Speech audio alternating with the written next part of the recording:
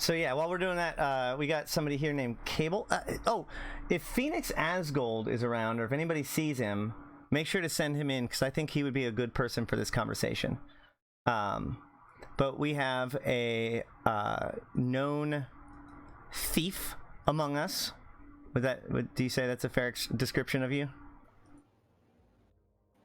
Phoenix? No. Cable. I'm just kidding, man. I am a reliever of goods from other people's hands. You're a liberator of equipment from the undeserving, correct? Exactly.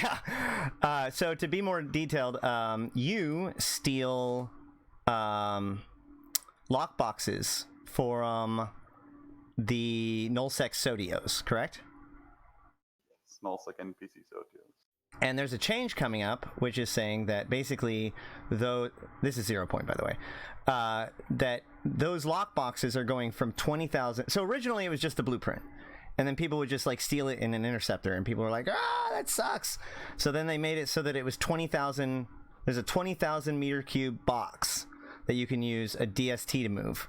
But now there's a new change that's saying that it's going to be 400,000 meters cubed.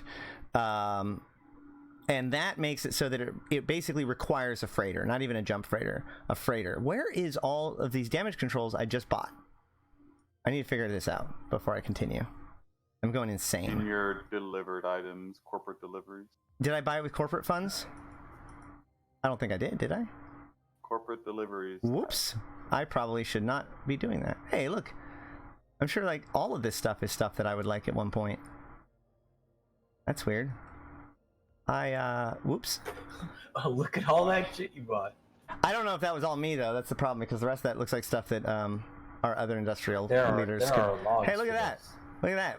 Master wallet. Look at. I don't have no idea how that got checked, for the record. I haven't bought anything with the master wallet in a long time. Hashtag embezzlement. Hashtag embezzlement. Yes. Okay. I didn't even get the right kind of damage control, because this needs assault damage controls. Herpa-derpa-derp. Jesus. So the ADCUs are fun to roll because you don't care what happens to the resists. You only care about the time and the CPU. Right. You spent corporate wallet again. Did I?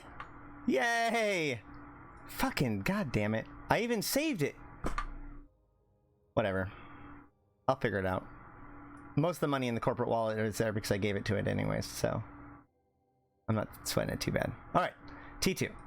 While we're doing this, so why don't you explain a little bit? First of all, I guess let's explain what it is that you do and why you have chosen to do this.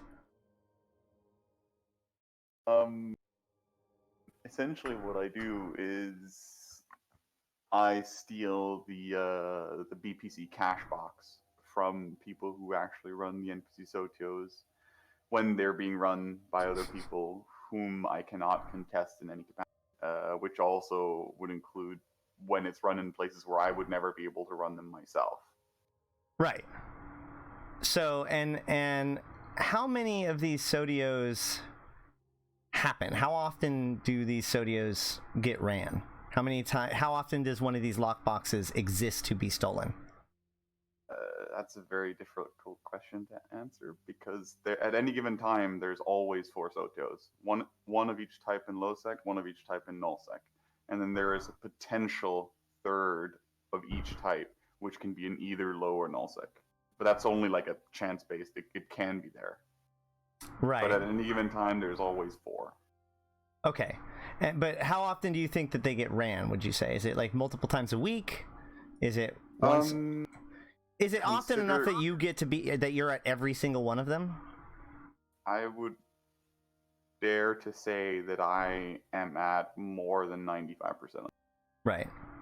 And Ron, was on TIS today. Did you get to watch that? I was not. Okay. Well, he articulated at least his side of the argument, which some of it was a little bit different than what you were saying, but we'll get there as we walk through it.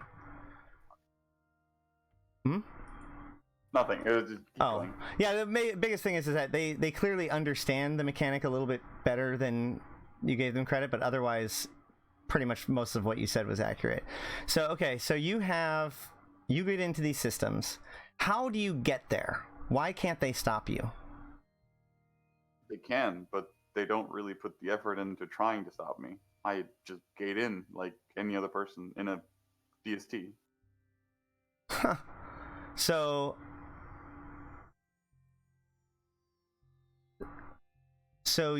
you detect that the Sotiyo exists because you see the kill board, correct? That's one way, yes. Okay. So then, do they whelp into it, or do you get an early warning? What happens if they just bash it really quick? Can you really get into position within 24 hours? Certainly, 24 hours is easy. I can get to almost anywhere in EU in like a couple hours. All it takes is one wormhole. Okay. I mean, you can go through even frigate wormholes with DSTs. Okay, so not frigate wormholes, C1s even. Sorry. So one of the things I was confused about is, so when the fight starts, right? So like the offensive fleet forms up, they build their fleet, and they go to the place either with their capitals or with their defense fleet, whatever they're using. Are you logged in or out at this point? I'm definitely already logged in. I've probably logged in like 9 hours in advance, most likely. So you're on what other day it is. You're on grid, or you're in local. They can see that you're there. Now they can, yeah. Well, yeah. I mean, well, like for the last year, they've been able to, right? Oh, yeah, sure, of course, yeah.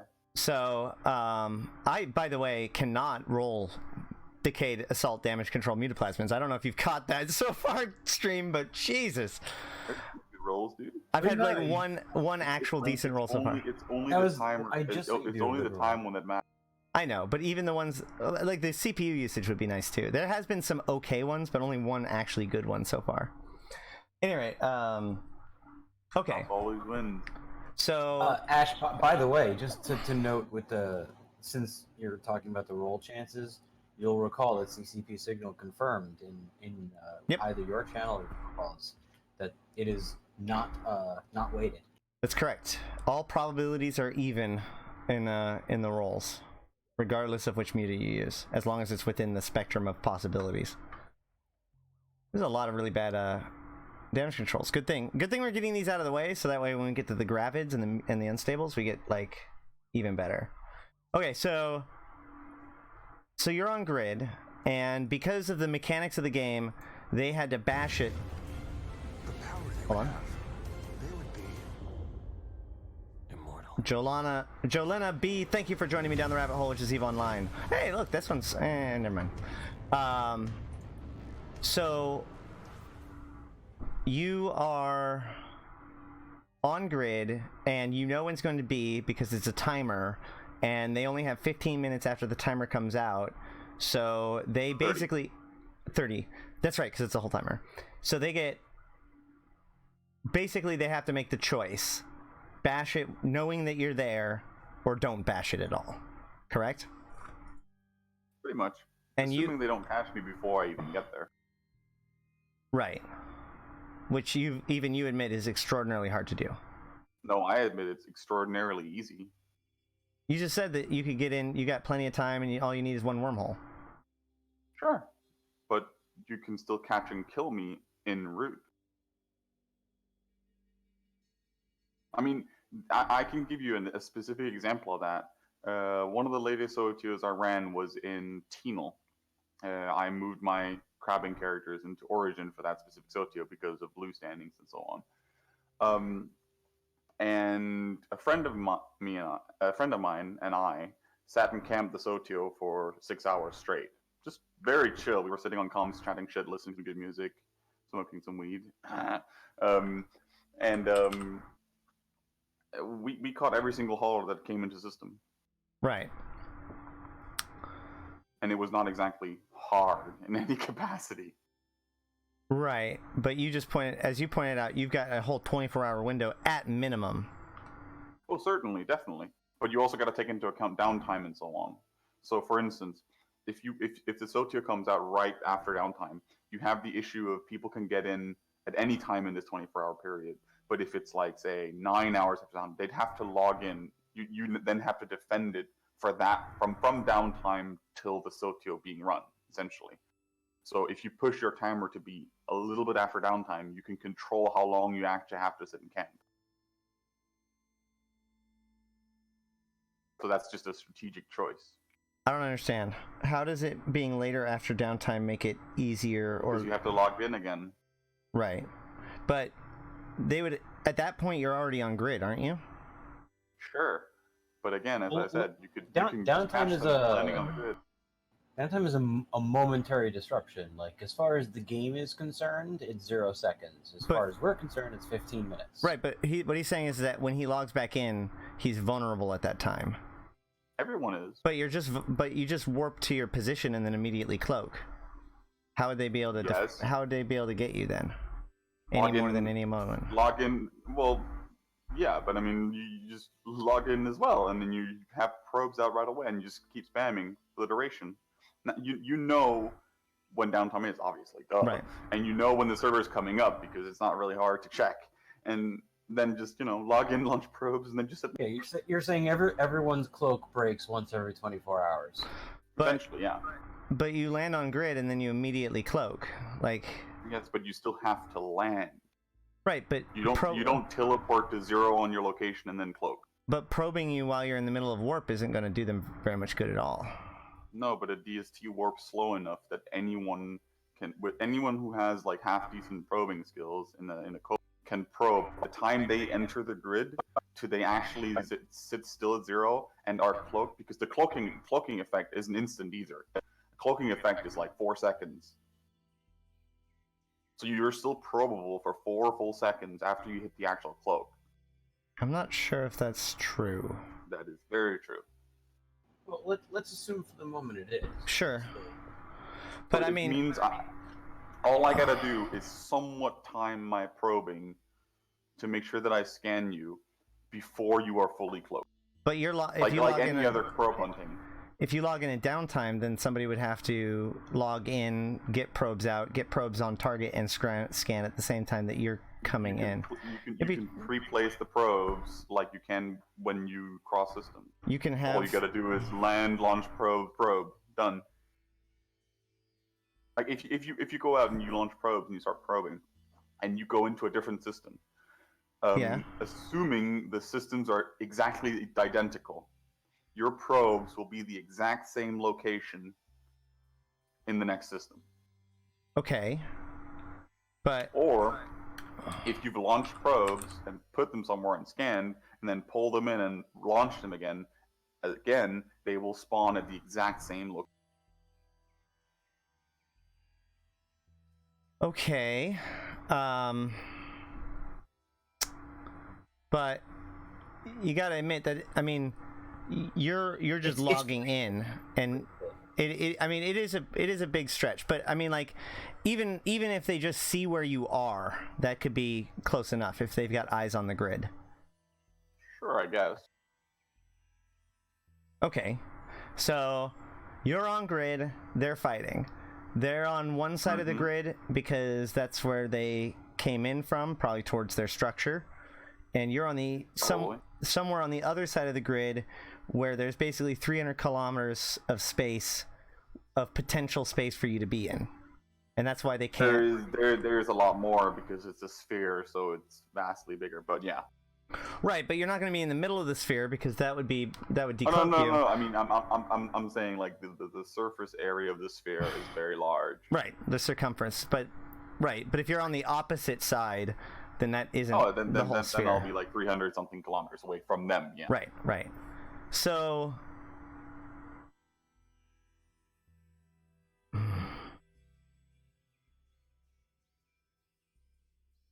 So then. The thing explodes. There is a friendly fleet of ships that are still fighting the Blood Raiders or Garistas, and then there's you. As soon as it explodes, you decloak, we were talking about this earlier. I assume that you have an overview that's basically just immediately pops up exactly what you want as soon as it, like the same tick that it appears, which is why you're able to grab it so quick, right? So what I don't understand is like, if you're able to come in there with a DST and scoop this shit right out from under them, why aren't they able to come in with 10 DSTs and scoop that shit right out from under you? Because I'm faster than they are, which makes them claim that I use a looting script and other hacks. So you're just like the fastest gun in the West, and like that's your thing? To an extent, yeah. But again, that's not all I do either. There's like 20 different aspects of how I am better than others, and I don't like the term better because it's just I put more effort into it. More effective, more successful, whatever. Well, you've practiced and you've become an expert in your trade, and that's fine. Yeah, and that's the kind of the example that I was trying to bring out the other day when we were talking about it on an open channel was, like imagine the scenario of you taking a player who's played Eve for like a day and then throw him in the FC seat of a full mutant fleet. How is he gonna fare? He's probably gonna do really, really poorly. I assume so, at least, and I'm pretty sure most people would assume so. Agreed? And then take the same scenario onto this. If the first time you ever loot, you're not going to do well. The very first time I tried to ninja loot, I failed. Right. Horribly. Right.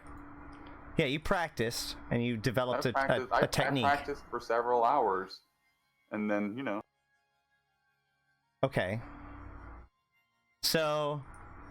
And the experience made me better, obviously. So the thing explodes.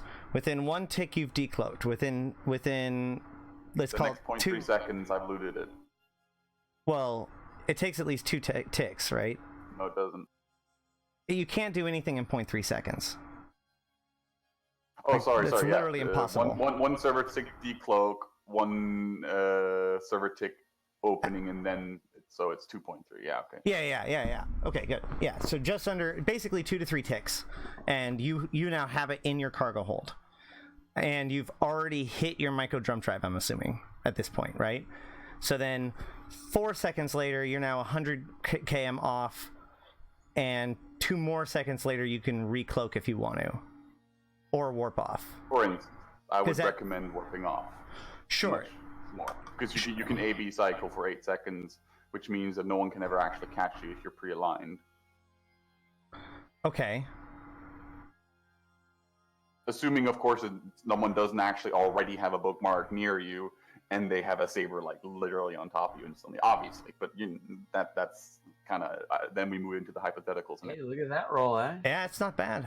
So then you cloak, right? At some point. In the save, sure. And then safe log out, and then you can come back whenever you want, right? I mean, and move it out. Yeah, sure. In fact, you could even bring in an alt and find the hole before you even log in your DST to bring it out. Sure. Okay. I find that this is what you're doing now is easier with icon view than list view, by the way. Ah, thank you. With what? Just with the meter rolling that Ash is doing. Oh.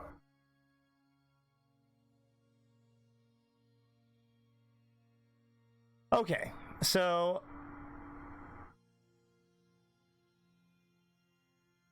can I ask a question then? Lone Gamer UK, who's answered in the chat, why are you pleased that they changed it to freighter? What do you think is going to happen?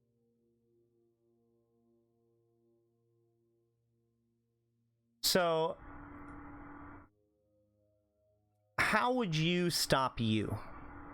Like, how would I stop me? Yeah, Okay. if you were in Villy's shoes and it was your responsibility to you know that there's this person that is way faster than any of the people in your group, you still want to convince your guys to run these things, but you just can't because there's this foregone conclusion that has broken their morale that it's just going to get stolen.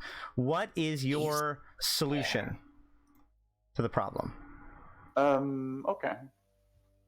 There are several, unlike what they will claim, because they think that they've tried everything. But anyways, first of all, I would lock down the... Okay. Gate camping is a thing. We are talking about alliances with multiple thousand members in most scenarios, or at least multiple hundreds. If you take just say 10 dedicated guys that are not in the same time zone, all 10 of them, it's not really hard to control a system by just literally bubbling the crap out of every single gate and having an interceptor on every single gate. That we can agree on, right? That's not like an extreme task. Yeah, This is assuming that you are obviously in a position of you have locked down the system before I get there. Right. So that. So in other words, don't let anyone die to it until you already have security set up on it. For instance, but you can't always guarantee that, which means you just need to set it up as quickly as you can. Well, yeah. Well, that would be part of it. Secondly is, when they then have the security set up, don't wait a fucking week or two before you decide to run it. I did it again. Yep, you did. I owe the corporation some money. Hold on. Which is funny because I took out the money from the corporation too. Put it in your ship now instead of your outer hangar. Yeah, I know.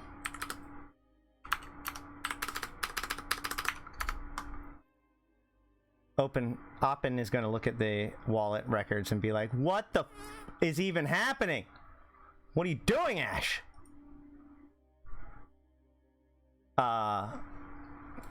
Okay, so yeah, how would you stop you? So you So that was the first thing, the first option. Mm-hmm. Very obvious one, but which apparently is their argument is that that's not fair and that's way too much effort for the purpose of this, apparently. Even though I think that's completely reasonable. You want to deny anyone trying to steal your 400 billion potential loot. So why shouldn't you put a little bit of effort into it after all, right? That's fair, I think. So the second option is camp the grid. If you can't guarantee that you've closed down the system for anyone coming in for the duration of the Sotiyo being reinforced, and you haven't run it instantly and thereby controlled the system from the moment that you knew that it was there and it was publicly known or whatever, then it's simply to control the grid, like we discussed earlier. You get a prober of any kind. I would recommend co-ops because they're nice and agile, and sabers essentially. And in this scenario, you literally just sit there for the duration that you have to camp it. In same principle as gate camping, and you just have probes sitting on the Sotiyo. Whenever a DST warps in, you will obviously see it on scan and on your overview. You probe, you fleet warp your saber or warp yourself or both to said DST as it lands, and then you if it tries to cloak, you decloak it because it's not really hard because you're going to land at 0 on it if you time your scans right. And then it's just a question of tackling it, and it's not really hard because you can bubble it with the saber and then scram it so it can't MJ. And then it's just wait for the rats to murder the fuck out of it. Right. So what I would do I mean, I have an example of a friend of me and I doing this specific thing, and it was like 3 hours straight, and like we watched a movie together, and then we just like, oh shit, someone's coming in, probe, and then fleet warp to it, done, dead. So hold on. So it's about 300 kilometers across, you said, or 300 kilometers circumference? 350-ish something Diameter. Okay, so 150 radius, right? And we all learned pi r squared, so 3.14 times 3.14 times 150 means that the circumference would be roughly 1,500 kilometers in circumference. That's pretty extreme. Okay, never mind. 350, not 150. That would be diameter. Pi r squared is radius, so cut it in half. Oh, yeah, sorry, yeah. But then it's 175. Math! Yeah, well, either way, it's still 1,500 kilometers in circumference. Square kilometers. No, circumference. We're talking about if you were to circumnavigate the outside of the Sotiyo, it would be about 1,500 kilometers. Okay, which would be Because my idea would be to like put blue bookmarks around the edges, right? And then that way, no matter where you decloak, my saber could warp to that bookmark But it and doesn't then bubble have you. to, because all you gotta do is probe. Right, but if you have the person that's trying They to can- grab you They has can less wait than for you 6 to seconds. Show yourself. They can wait for you to show yourself and then warp to a prearranged bookmark, and that doesn't require them to probe. It allows, for Yeah, but the lesser problem is prearranged bookmarks aren't necessarily good, because what do if I come, say, 5 hours early, and then I warp in at a spot that's, say, 900 kilometers from the Sotiyo, and then I just cloak and slow boat in that distance. That's why I was saying. That's why I was checking out how much of a circumference it was, and to see how practical it would be. And it's not really. It's not practical at all. There is only one way, which is probing. It would take some pretty extreme measures for sure. I mean, you can't. If someone warps in at 900 kilometers or whatever, and then just decides to slow boat in, because you can do that in like 8 hours, then how are you ever going to predict where he's going to be? Well, I think you underestimate my ability to obsessively bookmark a place. But yeah, I mean, it is really tricky though, because you have what, 6 seconds, I think, because within the first tick you're already hitting your micro jump drive, right? From someone entering essentially, if you have decent skills, you're in a what's it called, co-ops, and you have decent skills, and you have the probes out already, and they're already pre-positioned. If you scan when the person enters the grid, just time it. Right? I will guarantee you that you will scan either slightly before he exits warp or just as he exits warp. But wait. That's when the scan will finish. But I thought you said that you're already on grid at this point. How do they know? Oh, you mean like at downtime? No, I'm just in general. The guys who want to run the Sotiyo in peace or whatever, they just literally sit with probes on the grid. Or not on the ground, like covering the Sotiyo location, waiting. I mean, whenever some like a DST comes on scan and it's coming in and you can check with 180 scan, you just start spamming scans, and you will get them 100% of the time. Calamari, thanks for correcting my math. I'm fucking idiot. All right, I'm working on it. You're right. It's actually way bigger than that, right? So it's. You're right. It is 70,000 kilometers circumference. Pi times d. Well, what's the no? It's thing? pi. It's pi r squared. I squared pi, not r. No, pi r squared is area. Surface area of the surface pi d. of the. Oh yeah, you're right. So pi d is diameter is the circumference. Tau is superior. That's all I know. All right, so. You're right. It is the ratio of the circumference to the radius to the circumference. Wow, sorry. Jesus fucking Christ. I'm sorry, guys. So then that would make it 471 kilometers. So let's say that would require 20 bookmarks, maybe 20, 30 bookmarks. Realistically, no. What do you mean? Because let's put it this way: if just consider the time. Okay. You see his coming, you see him landing. From the time he lands, but that is really and difficult. Starts cloaking to you figuring out which bookmark do I go to, and then you warp to it. Then you speed up if you're not already aligned, which you probably are. Then you have to accelerate and warp, decelerate, land, exit the warp, and then start approaching that location, which you won't have because at that time he will be cloaked. Because any warp, even if it's only a couple thousand kilometers, is going to take more time than the actual cloaking effect. Wait, no, I'm not talking about when they warp. Like, I don't know why you catching you when you log in seems like one of the hardest times to catch you. It is utterly easy. But you have to have somebody that's there nonstop with probes on, ready to go and hit the button, Yes. and they get 1 second shot. No, they don't get 1 second. They get multiple shots. They get warnings about it. They can see, hey, he's coming on D-scan. He logged in. Okay, well let's put it this way: how soon after downtime are you invisible again? Depends on my luck and how fast I get onto getting through the servers. Worst case scenario. Worst case, 20-30 seconds after downtime.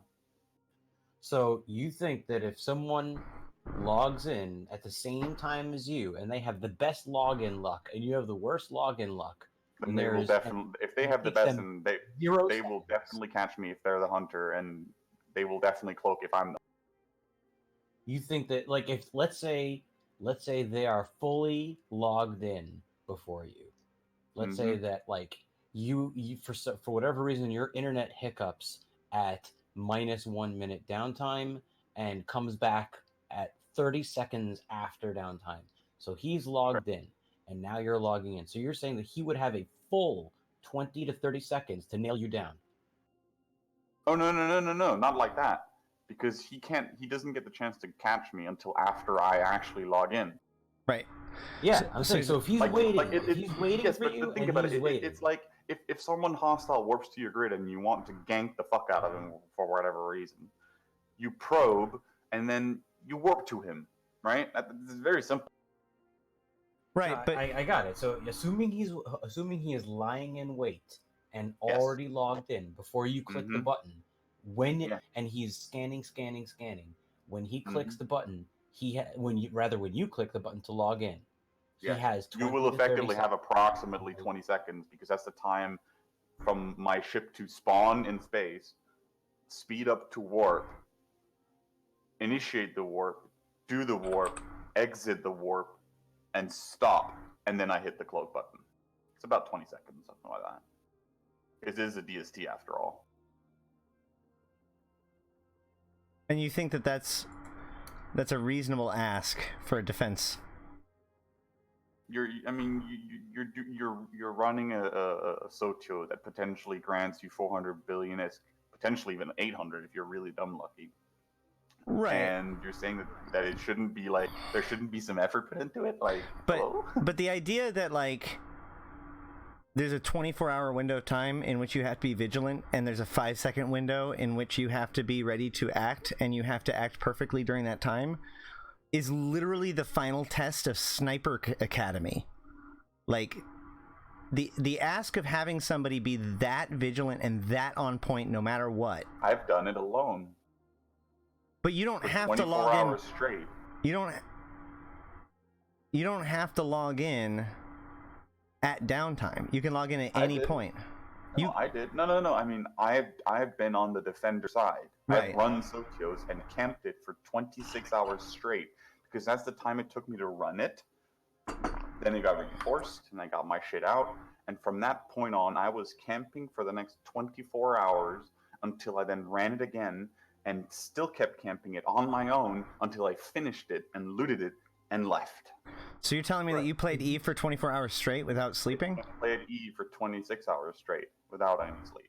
Right. So we can't ask people to do that. No, I'm not saying that. But again, imagine if you're 10 guys. I mean, we're talking about multiple 1,000-man alliances. Right. So, like, how hard would it be to, okay, Right, you so do the next I'm two, saying, you do the next 2 hours, and then I'll do the next 2 hours, and The difference is that you get the entire reward, and therefore doing that action. I'm willing to put the effort in myself. Right. And so a lot of those guys who are expected to do those watches would not see as big of a reward for doing so, first of all, and second of all, you have the additional problem of, like, what's it called? Tug of war syndrome, where, like, you know, everybody just assumes that somebody else is taking care of it, but so the collective actually becomes worse at a task than an individual would be. But so you're telling me if you're 10 guys, and you have to do then it would be 2.5 hour shifts or whatever each for a full 24-hour period, essentially. You're saying that getting 400 billion or 40 billion for 2.5 hours of work is not rewarding enough? I mean, like, that's pretty idiotic, isn't it? Well, for how much work? For like 2.5 hours of you staring at it and waiting for someone to warp in and being ready to probe. that will on top of the rest of the work of running it. Right. Well, okay. So then it's another 2 hours or whatever on top. Let's put it that. Say that. So then it's 26 hours of work. So then it's now 2 hours and 40 minutes instead of 2 hours and 30 or whatever. Right. But compare that to what you need to do in order to take your action. Well, I needed to, first of all, I needed to back probe a way into the area. I need to actually go and scan the Sotiyo as well, similar to what they had to do. And Right. then I had to go make bookmarks that I can use as warp-ins. And then I had to go actually probe for a wormhole to get my DST out there. Right. And then I had to safely transport my DST from where the wormhole is to the system of the Sotiyo, and then get it. And I get all that. And at any point in this whole process, they could have locked down the system, put bubbles on every single gate, and put an interceptor on every single gate, and then I couldn't even get into the system. Without So without you a just wormhole. added a lot more. Now you just added more. Yeah, RAM. without a difficult wormhole. But again, Yeah. then they can just roll the wormhole. Like, think about it. Think about it like this. Imagine that you were just one guy, and you wanted to run this Sotiyo yourself, and you know that can't be Yes. done. So you're hiring a mercenary corp, right? And Yes. everything you ask this mercenary corp to do is going to cost, is going to take out of your bottom line. So now all those interceptors, all those shifts, all those everything, like add that up and take that out of the value of the kill. And the more you tack on, because like How many interceptors can you quick to buy spend, fully fitted for 400 billion S? because you're quick to spend their man hours on more interceptors and more vigils, etc. But like I think that degrades the value of the kill, and it really makes for a smaller payout per person per hour spent. No, Astros, Wildcard is referring to currently, not after the change. Well, from my understanding, at any point in this conversation, I've only been referring to the issue that people are claiming it to be right. currently, not as what it's going to be after the change. Gotcha. Yeah. So I would say that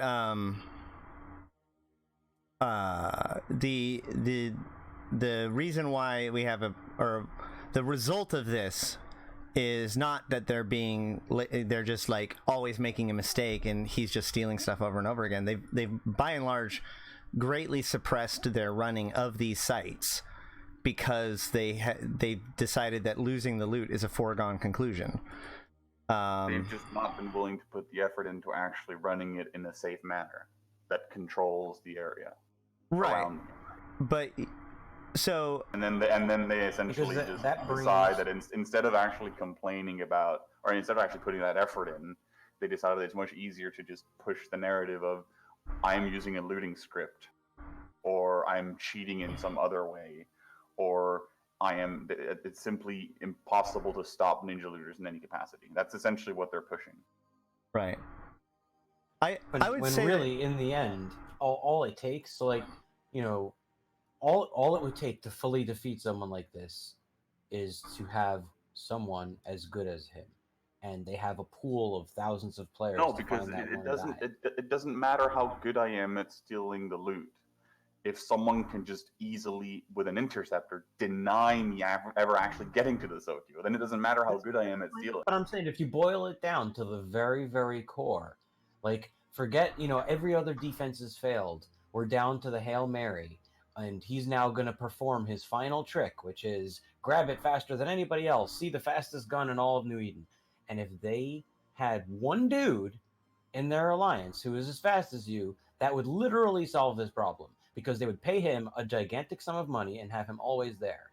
Right. So in essence, sure. So they just haven't gone to the trouble of finding it, or you really are the fastest gun in all of New Eden?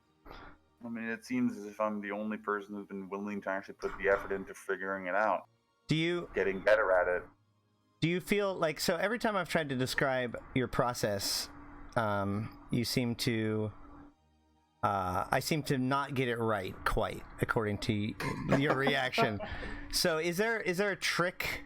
Is there a technique that you have discovered that other people just simply don't know? Is there a better way of doing it than what people would conceptualize? from what I'm experiencing and seeing in the ways that other people are doing it, then definitely, yeah. There's Okay. a different way of doing it that's just better. Right.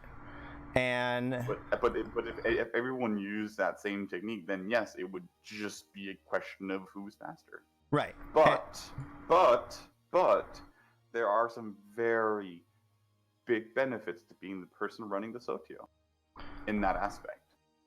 For instance, and I've already told Billy this, and I've told a million other people this, so it doesn't really matter, because it's one thing that I'm actually abusing against people who try to steal from me all the time, and it's very, very simple. So you remember when we discussed and we said the whole that there was a 2.3 second times the total looting time as a ninja looter, right? Right.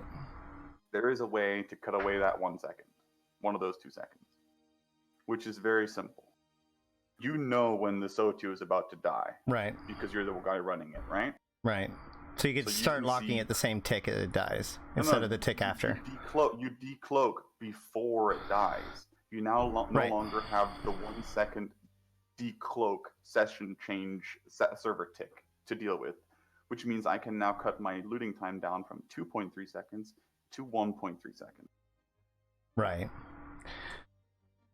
Okay. That's So one advantage. there's a slight home team advantage. That's good. That's always a good thing. It's not really slight though, is it? A full second. I would argue that it's slight for various reasons, up to and including the fact that you could easily have a spy and know the same information if you needed to.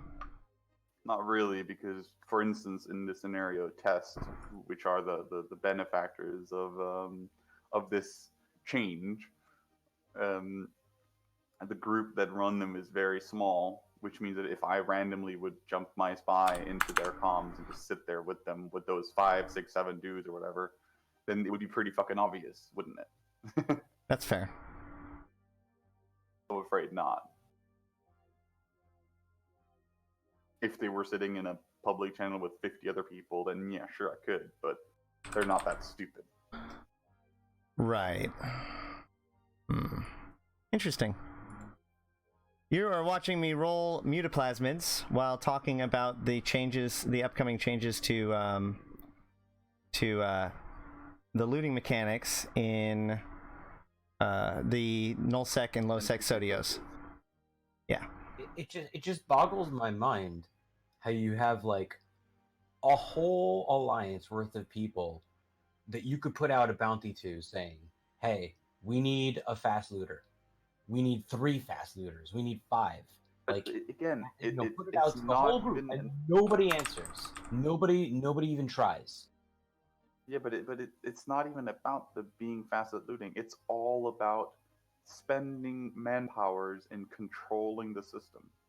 Sure, you can outspend it can be outspent. Think about it.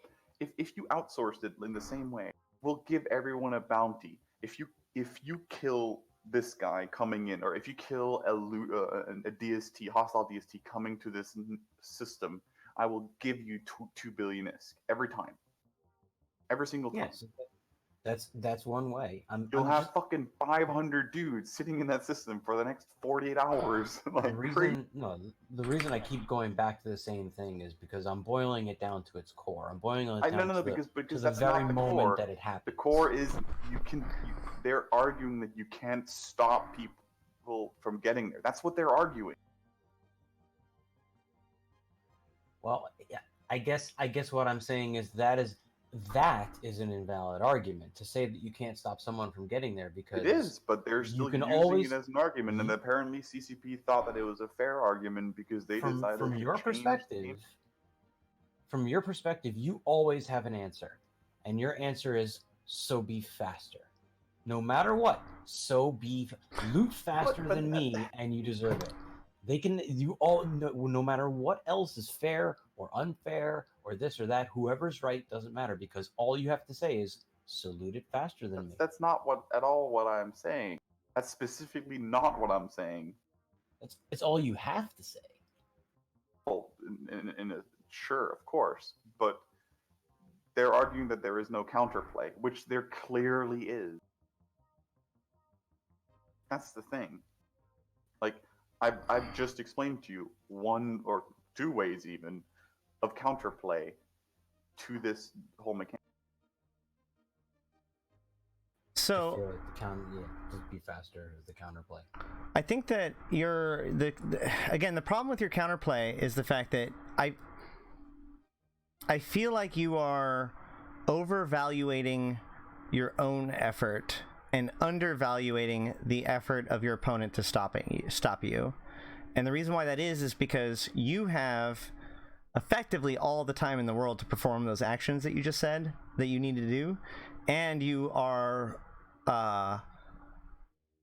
knowledgeable, and you've experience in doing this, and the reward for you is extremely high, whereas it's extremely high for others too. It's just not as extremely high then. Whereas for everybody else, it all boils down to a 5-second window of time.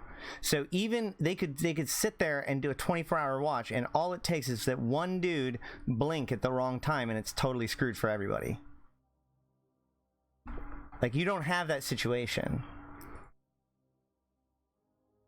The idea of just like, oh well, you have to just watch it nonstop. But again, I put that effort into it. Therefore, no one got to try and even try to ninja load. Right. But here's the question. I single-handedly am able to do what they could do with 100 people. Here's the question. And still get like 2 months of game time's worth of money. While you were camping it, how many people did you kill? 7. 7. And what were they in? DSTs. So you killed. Did you just use like tons of alts and have people on every gate? I used 1 Helios and 3 Sabers. The 3 Sabers is because I two of the times the Saber died. Right. And then I just had a new one. Okay. Which is not unreasonable to expect of a Nullsec Empire that lives in the space where they're running a Sotiyo after. Or are you catching them as they are jumping in, I assume? No, I catch them as they're landing on the grid.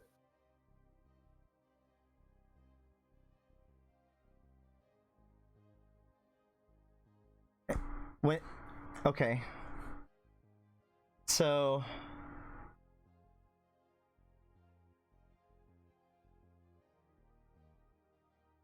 I'll link it in the stream chat, because this is an example of a friend of mine and I spending 4 hours watching a movie and listening to some good music while we camp a Sotiyo grid. That's just 2 kills only, but that's literally it. Where is it? Catch them as I linked it in the stream chat. Oh.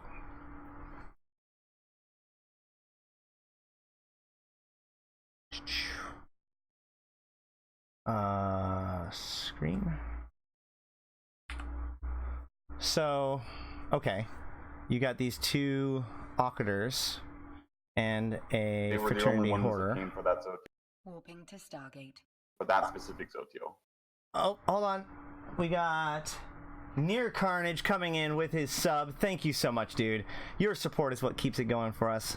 On behalf of myself and everybody who enjoys this channel, thank you so much for your support. All of my subs, let's celebrate. Show me your clades! As an extra special thank you, you get all of these emotes.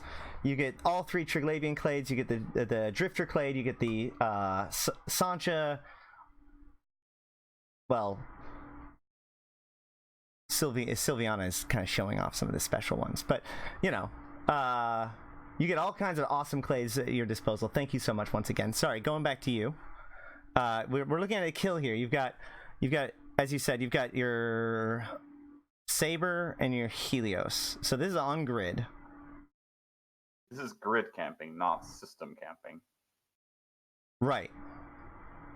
So your theory is that no matter how they come in, they have to eventually end up here. Yes. And when they get here, you're going to get them. Yes. Okay. And you can. Where's this? The Saber's cloaked.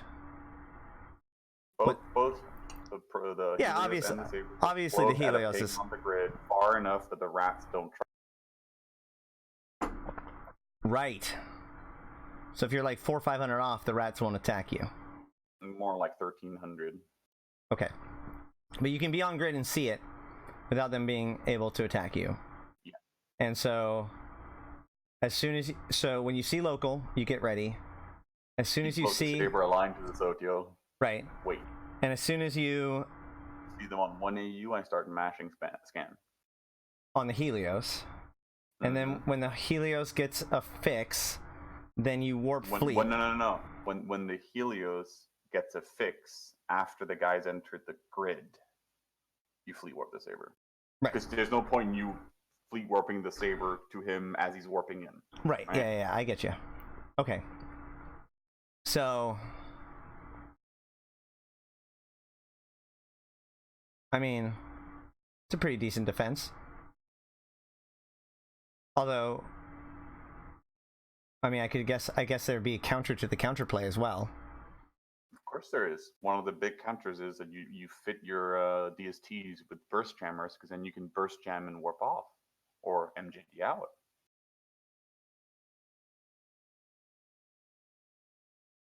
Well, that gets you not dead, but it doesn't get you on grid cloaked. No, but if you didn't cloak at all in the first place, and then you just align away an MJD and then burst to break the scram or whatever, then you land at a new spot and you cloak it. You know, it would be funny, actually. Yeah, land, immediately micro jump drive, and then as soon as you teleport. There are people who do that, but that's again, then it's assuming that I am not still mashing my scan even after fleet warping the saber. Because then it's just a question of whether I whether I catch you. If I catch you quick enough, there's a good chance that I will catch you after the MJD as well.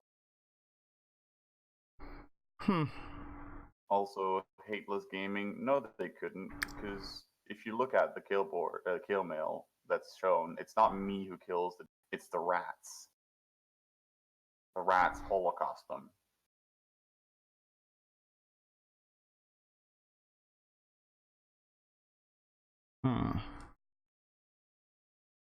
I mean, if you want to, we can test it, and I can prove my point. Well, then he warped into a spot he shouldn't have warped into to begin with. Well, I mean, if he lands anywhere, all he has to do is point him, and then the rats will... Well, the rats have like a 50... You have a 50-50 chance of them killing him or you? Is that... Yeah, but that's just the game you play. Well, they've decloaked first, so it's probably him. Probably. Oh, no. It's probably the DST, because that's what I'm saying. Comes close to the Sotiyo first. Oh, yeah, okay, so. That would be him in this case. But in essence, it is chance-based. Yeah, sure. But again, if you tackled the hauler and bubbled it with the saber, and the rats are killing you first, it's almost guaranteed that he's going to die. Right. Still. You just lost the saber, though. Yeah.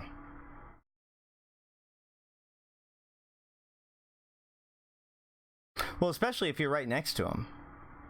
Like, if your saber goes to 0, then even if you die, you're still a wreck next to him. Mm-hmm. He now has to move under Blood Raider threat. Mm-hmm. I just showed you the simplest way of stopping people getting onto the grid. But the test guys who are complaining about this whole thing, saying that they've tried everything and it's impossible. Well, the obvious flaw to this plan is that if you make a mistake, it's done. Like, you get one chance at it. There's no coming back. Once they've secured their position, this technique no longer works. Almost. Because when you land with the DST, assuming no one tries to catch me, and then and no player tries to catch me for whatever reason. Let's say they just brain close for a second. Who cares? The rats will still warp to somewhere near where I am. Okay. But the rats will try to get to me, which means the frigates will warp into a location they will land like around a sphere of like 7 kilometers around me. The cruisers will land somewhere around 20 kilometers from me, because that's the way they're warping. Sounds like the better solution would make it so that they warp into you at 0 and decloak you. Well, I mean, that's you can't warp to 0 in this game. You can't warp to 0. You can't land at 0 on something guaranteed, because when you warp to something, you warp to it at 2.5 kilometers in the sphere around it. Right, but That's just the way it works. if they throw enough blood rats at you, they could probably make it happen. Sure. But I digress. Okay, so let's talk about the other side of this. Obviously, you go through many steps in order to set it up. So you have your, effort over time versus they have their demand for security for the pressures in order to be able to be successful in this particular exchange. So let's talk about the other side of this, right? Now they are going to be able to use a freighter, and that pretty much prevents you from being able to do what you're doing at all. And you have claimed... Right. Okay. I thought... Well, yesterday you seemed very fatalistic about it. I said, entirely. Oh, entirely. I thought you said not entirely. Yeah. So, sorry. And then in response to that, you have now threatened that you will be destroying every single one of these freighters as they go, right? Yes. And you believe that you can do this because of basically what you just explained, right? You can have that trap and then kill whatever freighter happens to be there.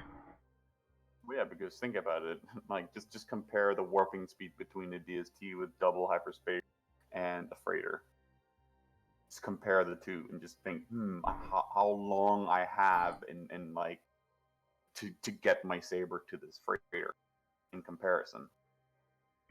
Right. So let's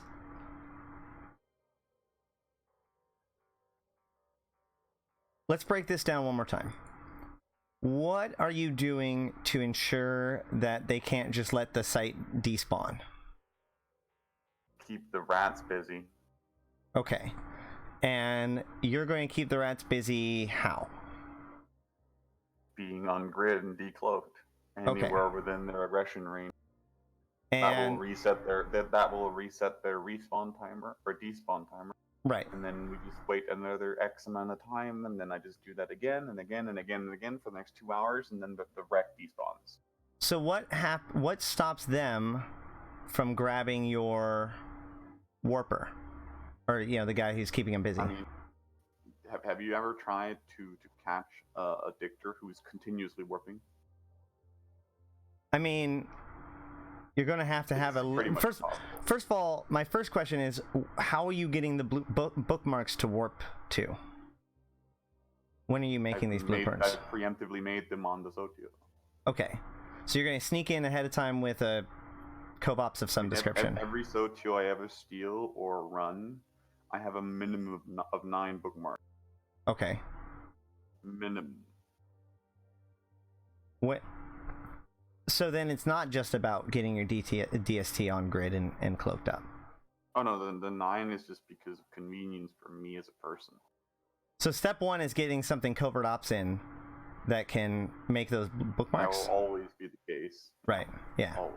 Because you need to probe probe to find the Sotiyo anyway. Right. Okay. So...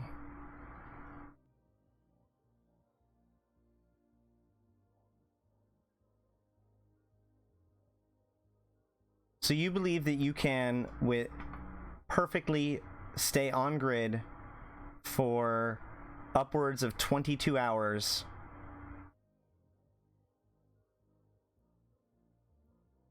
every single time? I assume you're talking about when I run it. Well, I'm just saying, like, let's say they blow it up like first thing after downtime. I mean, okay, let's say a more reasonable time. You're going to do it for like 10 hours? I guess you're right. It's only 3 hours. You're right, because you only have to wait until the wreck despawns. 2 hours. So, but... Or 3 hours. But you're... Okay, so then the second step of it. They warp in a freighter, you bubble it, right?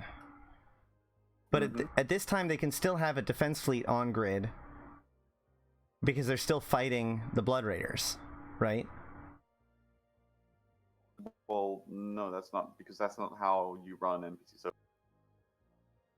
Okay. You don't kill the rats. I understand that, You but kill the structure. You ignore the rats. right. Yeah. I mean, it's the same way we do fobs, but you still have people on field. Like when I warp in my DST in HiSec for my fob, like we have a fleet there. So if anything goes wrong, they could try to respond. You can't use subcaps in the same way. Yeah, you said that before. So let me put it this way: I had a high-grade slaved Vindicator I was using to kill frigates with, and it was completely spec tanked to Kintherm because it was Garista Sotiyo. It had an approximate 1.9 million EHP towards Kintherm, balanced, and it was getting permanent triage reps with 2 capital remote reppers running on it. Okay. And it got 2-shotted. That's how much damage we're talking about. Okay.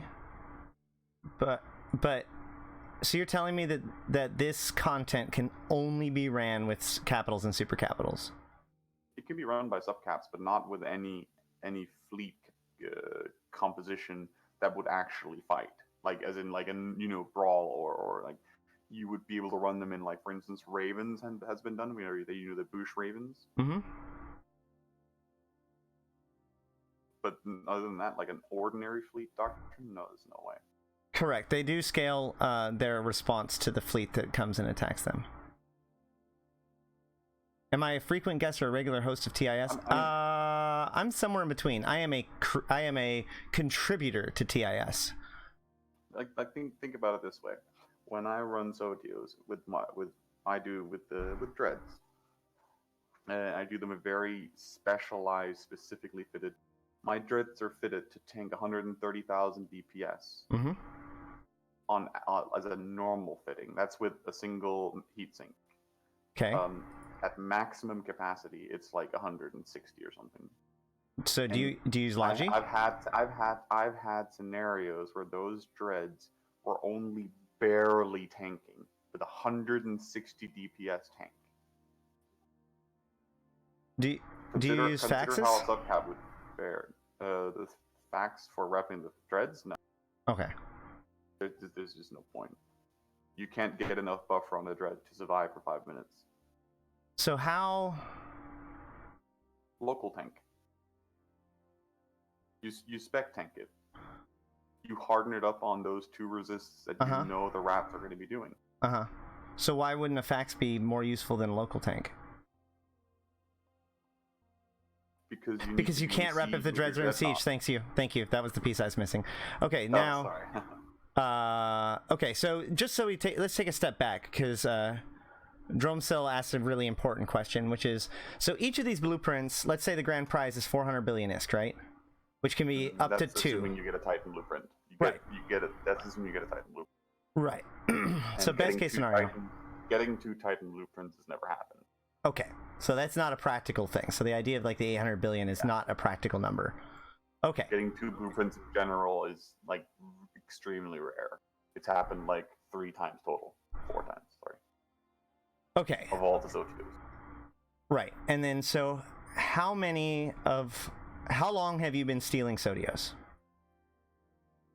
Since I learned about them and how they function. Right. Which is, what's that? Early summer last year-ish? So about a year. How many have you stolen in that amount of time? Like about a month and a half after they got released. How much have you made during this time? Made somewhere around 4.5 trillion. So, what is your success rate right now? In stealing or running? Both. Stealing, my success rate is 93.18%. That sounds like the precision of somebody who has a spreadsheet that keeps track of it. That is very true. Okay. And then, so as far as running it, and what is your success chance for completing the run and then for securing the loot? Securing the loot, if I'm the one running it, 100. Okay. Running the site and not dying is 87 point. Okay. So, 1 second. That was 4, I think, right? 5, 6, 7. So what we're doing here, guys, is we're rolling a whole bunch of mutaplasmids. And then we are going, at the end of the day, we're going to be giving away the best one. So actually, I need to set up my challenge. Or my giveaway thing. So that way people can start registering.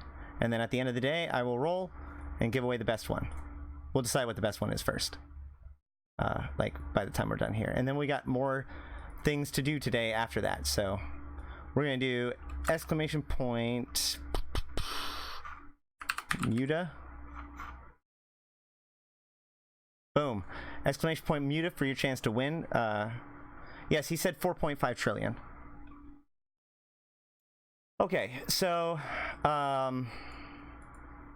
what would you say to those who would suggest that you've had a good run? You've gotten your 4.5 trillion, and now it's time for the mechanics to change in such a way that you can't just do that 93% of the time. I would ask them, do you think it's better that no one ever gets to loot ever again? Well, I would suggest that you haven't proven the capability of actually owning up that. No. But the thing that the theory is sound. If I can deny the rats despawning, there is no way that they will ever be able to keep a freighter alive on that grid. So that goes back to what I was saying earlier, which is that you only can have so many bookmarks. And so if I'm watching you and you have to warp around for hours at a time, eventually I'm going to get your location and I can grab you. That's far easier. Okay, so warping around on the grid is one way. I could also just get a really fast interceptor, like say a Dramiel with an oversized prop mod and high-grade snakes that go like 15,000 kilometers a second, and then just orbit the structure at like 900 kilometers, and then have the rats try to follow me, and that just keeps them chasing me, and they'll never actually catch me. There's no way you can stop me from doing that. And okay. And again, I only have to do this like once every 15-20 minutes. I only actually have to show myself every 15-20 minutes. Right, but as soon as you don't show yourself, then they could warp in and grab the stuff. No, they don't, because the rats are still there. I have to pay attention for the duration, sure, but I don't have to actually have a ship at risk. I could warp into the Sotiyo as zero from at whatever angle I want. Doesn't really matter. In an insta warp travel scepter, and there's no way they can stop. Right. So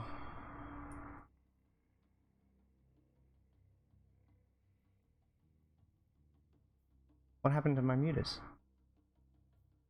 Oh, they're there. You've added a filter with name. No. I put them in the wrong box. So, I'm trying to think about.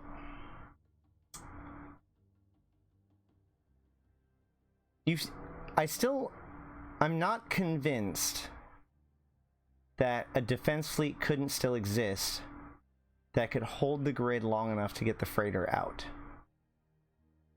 If the freighter doesn't matter if they can hold the grid. That's the whole point. Because no subcap fleet can actually hold the grid against these rats. Why would you need a subcap fleet? Like if I got 3 faxes right there, repping on that freighter. If you have 3 faxes, max repping with 3 reppers each on that fax, and assuming that fax is resist tanked in armor towards a specific tank, those faxes will make a tank somewhere around 30 to 40,000 DPS. Best case scenario. Right. But also if there's a lot of people on grid, the chances of the rats swapping over to the freighter isn't that high. Sure. But all it takes is a couple of victors to keep him there, definitely. And what are you going to do when those faxes start running out of capsticks? And what are you going to do when the faxes get primaried and then just get fucking holocausted by the rats? Unless you want to invest in having like 10 actual pimp-fitted, spec-tanked faxes. And then I warp in 2 dreadnoughts, and then they all die. What happened to why don't you? What happens when the rats switch to the dictors? I mean, by that same logic. The dictors aren't going to be there for very long at a time. All they got to do is warp in, bubble, burn out, bubble, warp off. And I mean, I can have indefinite amounts of alts in the system. Well, how do you have indefinite number of alts in the system? Every alt that you get in has to be worked in, right? Like, if Sure, catching but you one gotta of you is so remember- easy, you gotta then remember- catching infinite of you should be should be even easier, right? You got to remember, as I've already explained, by saying the value of acquired through these Sotios, I effectively have an insatiable. Yes, but If I spent just 5% of all the money that I've made from this, just making saber art, I could probably have like 30 to 40 of them easily. But why is it easy to catch your one dude coming in, but hard to catch your unlimited amount of alts? Sabers work faster. Sabers are a destroyer. DSTs are a fucking slow ass holo. You're Well, comparing catching a big target to a small target. Like, think about it. A big slow target is easier to catch than a small, nimble, and fast target. well, We I can mean, both if agree you're on that, if you're bubble It's easier camping, to then shoot. It's easier for you if you took the hypothetical scenario. Your job is to shoot a bear, or your job is to shoot a fucking fox while they're both running as fast as they can. but if You can agree that it would probably be easier shooting the bear because it's going to be way fucking slower and it's going to be way fucking bigger. well, if they're bubble camping, then you're going to have to get through that, and killing a saber on the way out is not that hard. It's more like swatting a fly than catching a fox. What do you mean? Well, I mean, if I have a gate camp, which is way easier than trying to keep like probes on the thing and get in the 2 seconds. I can pre-place the sabers much easier than the DST. I mean, consider how easy it is to generally get sabers. Right, but In general, just in general, you have a 24-hour period to get as many sabers as I can into that. okay. I mean, I think that it's an interesting challenge, and I respect your confidence at the very least.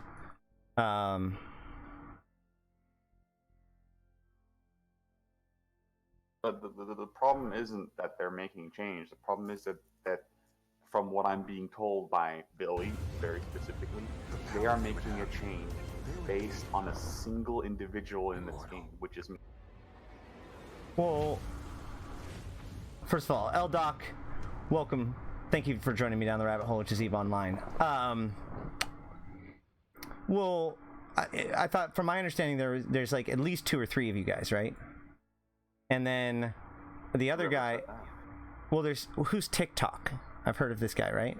I've run some Sotios with him. We just run Sotios together when he's available to do it because it's chill. Well, then it's more than just you, right?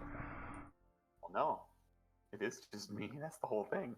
Well, but he's not you.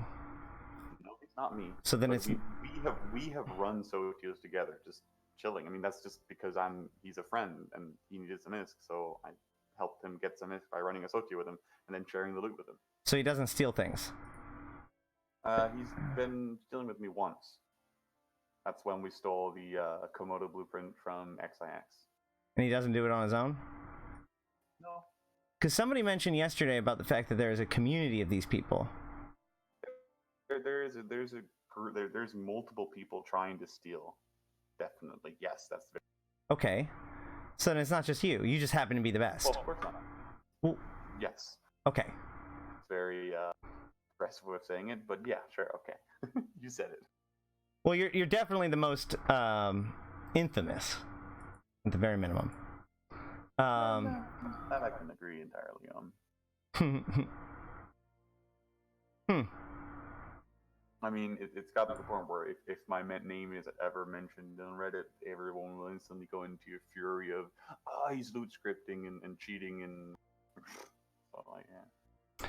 Do you have any counter argument to that? Do you have any evidence or any claims? Do you have anything that you can demonstrate or show or claim to against the loot script or the idea of the scripting besides just saying no, I don't? I mean, if everyone's so sure that I'm cheating, then why haven't they reported me? And if they have reported me, then why aren't I banned? And the burden of proof in this society we have in the real world is innocent until proven guilty. Well, that would be why you haven't. The people who argue that, well, you need to prove that you're not doing it, else you are doing it, are fucking retarded. Well, no, they're accusing you of it. They don't need any. I mean, like for public to accuse you. But then it's just slander, isn't it? Just making factless claims. Well, regardless of whether or not it's provable, doesn't change whether or not it's true. But my question is that to those people that have that concern, do you have anything to present to them besides you can't prove it? No, because if I was to divulge the way that I do it, then I give up my advantage. Right. Why would I ever do that? I mean, it's that's from a perspective, that's very simple, right? It makes sense. So here's my next question: is there any way for you to? I mean, TikTok knows exactly what I do and knows how to do it. Right. Exactly the same that I do. He'd do it just as good as I do. Is he that faction warfare guy that you told me about? I don't know. No. You were talking about how you taught faction warfare guys, and then they ended up doing it better than you. No. I taught a LOSIC group how to run Sotios, first of all. And within 12 hours of them learning how to run a Sotio, the very first one they were running, we had a fun who can loot the better just for the shits of it, right? Right. And they came up with a way of looting that instantly was better than the way that I do it, but I can't do it that way because that requires a certain set of things, and I can't do that as a ninja looter. Okay. So they figured out in less than 12 hours how to loot faster than any ninja looter in the game. Because there are limiting factors when you're a ninja looter, and there isn't the way that they're doing it. But, according to tests, they've tried everything. Well, I mean, there is a fair argument about whether or not this should be a contest in the first place, but I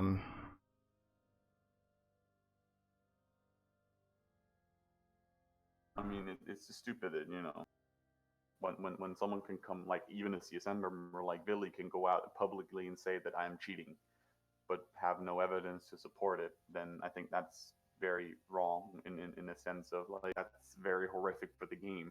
At that point, he should very much rather go to the CSM, or as a CSM member, go to CCP and say, hey, I think this guy is cheating in this way, and that's why I want this game mechanic changed, because I think he's cheating. That's his argument. Right. Shouldn't the question rather be, hey, can you do me a favor and look into this guy? Because if he is cheating, then the game mechanics are somewhat fair. But if he is not cheating, then maybe we should look at the game mechanics. Instead of going, he's cheating, and that's why I want this thing changed, because he's better at us at something, and we think he's cheating, but we can't, and therefore want it changed. But it sounds like during the course of this conversation, we've come to the conclusion that, like, there's a design reason for it to happen as a change, without an accusation of you cheating. Certainly, there is a design argument for it, but I think when I asked Billy, can you explain what it is of the looting mechanic that you think is broken? You can't come up with an argument. You can only argue, well, you're stealing too much, and that's not fair, essentially, in paraphrasing here. Right.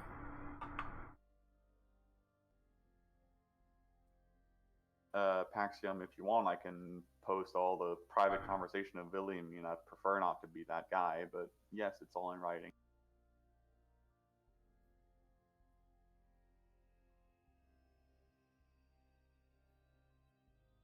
But I mean, I can read it out, the question I asked him and his response very simply. So I asked him, considering you wanted to change, which part of ninja looting is broken in your view? And please refrain from using the statement that you steal too well in any form. Keep it completely objective and keep me out of it. Only focus on the mechanic. Right. To which he replies, issues I had were that it was obvious you had either a script or some long forgotten mechanic nobody remembered, allowing you to monopolize them, while at the same time making them all but pointless for the people it should represent both conflict and resource too. But His argument is literally, I am doing something better than his members, and therefore it should be changed. Well, didn't you even admit to the fact that there is some sort of like trick or technique that you know that other people don't, which is what gives you the advantage? I can tell you a secret. There is no trick. Okay. There is no trick. It's if I ever showed you, you would be like, wow, that's retarded, and that is so simple. Well, that's true about most tricks. That's what makes it a trick most of the time. But my point. All it takes is a tiny amount of imagination and common sense, and you eventually figure it out. I get you. But I'm just saying that if you looked at it on its most literal, that statement could be considered to be true, right? That you have some sort of archaic trick. What? Can I answer a question in chat? Yes. Head Steve, you asked me, you don't understand why Tess hasn't just blued me yet. I did offer Billy a trade, the same trade that I have with, or the same deal that I have with Winter Coalition and GOTG and other groups in LoSec and NullSec, where they essentially they leave me to it, and I'll run the Sotios on my own, and they leave me alone, and then they get 30% straight up. I offered him the same deal, and he didn't want it. He wanted 60%, and so I just said no, obviously. That's a pretty good booster. That is a pretty good booster. Even though it's a yikes on the reload time. Yeah, but I mean, the goal there would be by the time you're in reload, the enemy's dead, right? Hopefully you're not reloading your Ensil in a time in which the reload time matters, and that if you're using this one. Sure. The reason why, I mean, a smile is saying now that that's a low percentage, but I mean, think about it. You have to do absolutely nothing, and you'll get 30% of potentially 400 billion every now and then. Isn't that a great deal? Like, think about it. If you're sitting on a gold mine, but you have no way of making the money off of this gold mine in any capacity, you have no way of harvesting the gold or extracting the gold or whatever. A company comes along to you and goes, hey, I'll give you a contract. I'll give you 30% of everything we make. And you have to do nothing. I mean, on the one hand, that's true. But on the other hand, you could easily look at it as like, so, let's say a hacker cracks the latest version of Photoshop and then tells Adobe, hey, I'm gonna just keep cracking your stuff because I know how, and releasing it for free unless you hire me as your security guy and pay me this much, right? Well, no, you can't compare those two because I am paying them. Oh. They get paid for doing nothing. Well, so to be helpful in this whole argument, suggesting that they're not doing anything is probably not helpful, given the fact that A, they already have to commit capitals, as you pointed out, and B, the amount of security that you were talking about earlier. I mean, like, it's not nothing. Well, sure it is, because all the times they run them, I steal it. Right, but it's not nothing for effort, is what I'm trying to say. You're saying it takes... Well, no, but instead of having to put in the effort and risk of running it, but again, they just have to do nothing, as in they can just sit, kick back, and then watch as they get paid every now and then. But so on the one hand, you have proven to them that you are better at this service than them, and therefore they should pay you to be the person that does it for them. On the other hand, they don't pay me. They don't pay me at all. They don't give me anything. Well, my profits come from the Sotios that I run. And they will get 30% of all those profits, no matter what. That's it. Very simple. Right. The deal is they get 30% of something instead of 100% of nothing. Right, but if that implies two things. One, that you, well, that implies that you are actually successful at interrupting every single one of them without fail for all time. Or they've run 7 Sotios in the time since I started stealing, and so far I've stolen 7 out of them. Right, but I mean, like, after the change, right? So Certainly. But after the change, there's no point in me running Sotio because it's not going to be feasible to run it in the way that I do it. right, which is what makes it so that, which is why they want the change. Instead, I'm just going to dedicate all that money into fucking making sure no one ever runs. But how long are you going to keep that up? Like, it's one thing to put in all that energy for a reward, like making money, but like... Let me put it this way. I spent 700 billion buying Asbels to drop to fuck with their Tranquility trading towers until they practically begged me to stop because they were losing so much fucking money. Okay. I can do this until I don't feel like doing it anymore. Right. I'm pretty sure that I'm more, and I'm going to say some bad words, I'm more autistic than most people, and therefore I will most likely last much longer than other people. We'll go with dedicated. Okay, sure. I mean, like, it's important to you. It's more important to you than it is to them. To them, it's just isk or not. To you, it's a point. Now you're bitter. Fueled by bitterness, you're willing to show up and spend the time and throw away the money just to ruin the day. I just think it's dumb from the game's perspective as a game developer to change mechanics in the game based on an individual complaining about a single other. But what I'm saying is that the action, like, that is the catalyst, but then the decision to dedicate basically your life to making sure that nobody can enjoy it just because you no longer get to, that's the part of it that sounds a bit bitter. Yeah, sure. Okay, that's fair. That's fair. But I mean, I'm also not saying it as a negative thing. I'm saying, like, being fueled by bitterness is something that will drive a person to make sure that none of them ever get anything and throw it away. Because otherwise you're motivated by what? Greed or something else, right? Well, I mean, no, not really, no. I mean, it was literally just business transaction, and it's I've been running this kind of a meme about, I mean, unsatiable wealth is now a thing in EVE, and it has been for a while since CCP introduced roquels and the super proliferation changes and citadels and yada yada yada, all that shit. But it's kind of just a self-conserving meme that, I mean, as a single person, I've now made multiple trillion-isk over like half a year because I just casually run NPC Sotios and steal them from other people. Right. And in response to what Aksha just said, CCP said you can do what you want. Well, that's true, but apparently you can't, because apparently the CSM individual members can go and complain about a mechanic that's very, and it's based on a complaint of a single person, and then CCP apparently is willing to change that mechanics for you. So, well, what do you think is the high level goal for the loot that drops in the studio from CCP's perspective? Why do they have that loot there, would you say? They wanted to introduce a new way of interacting with hostile NPCs. And right. Then they needed a way to distribute their faction capitals and titans. And would you say that the majority of the challenge was meant to be in the combat or in the looting? Sorry, say that again? Do you believe that CCP intended for the major challenge of this encounter to be the actual fighting or the looting process? Definitely fighting, because they also use the NPC Sotiyo to introduce their new AI for all NPCs. Right. So then, is it really that hard to?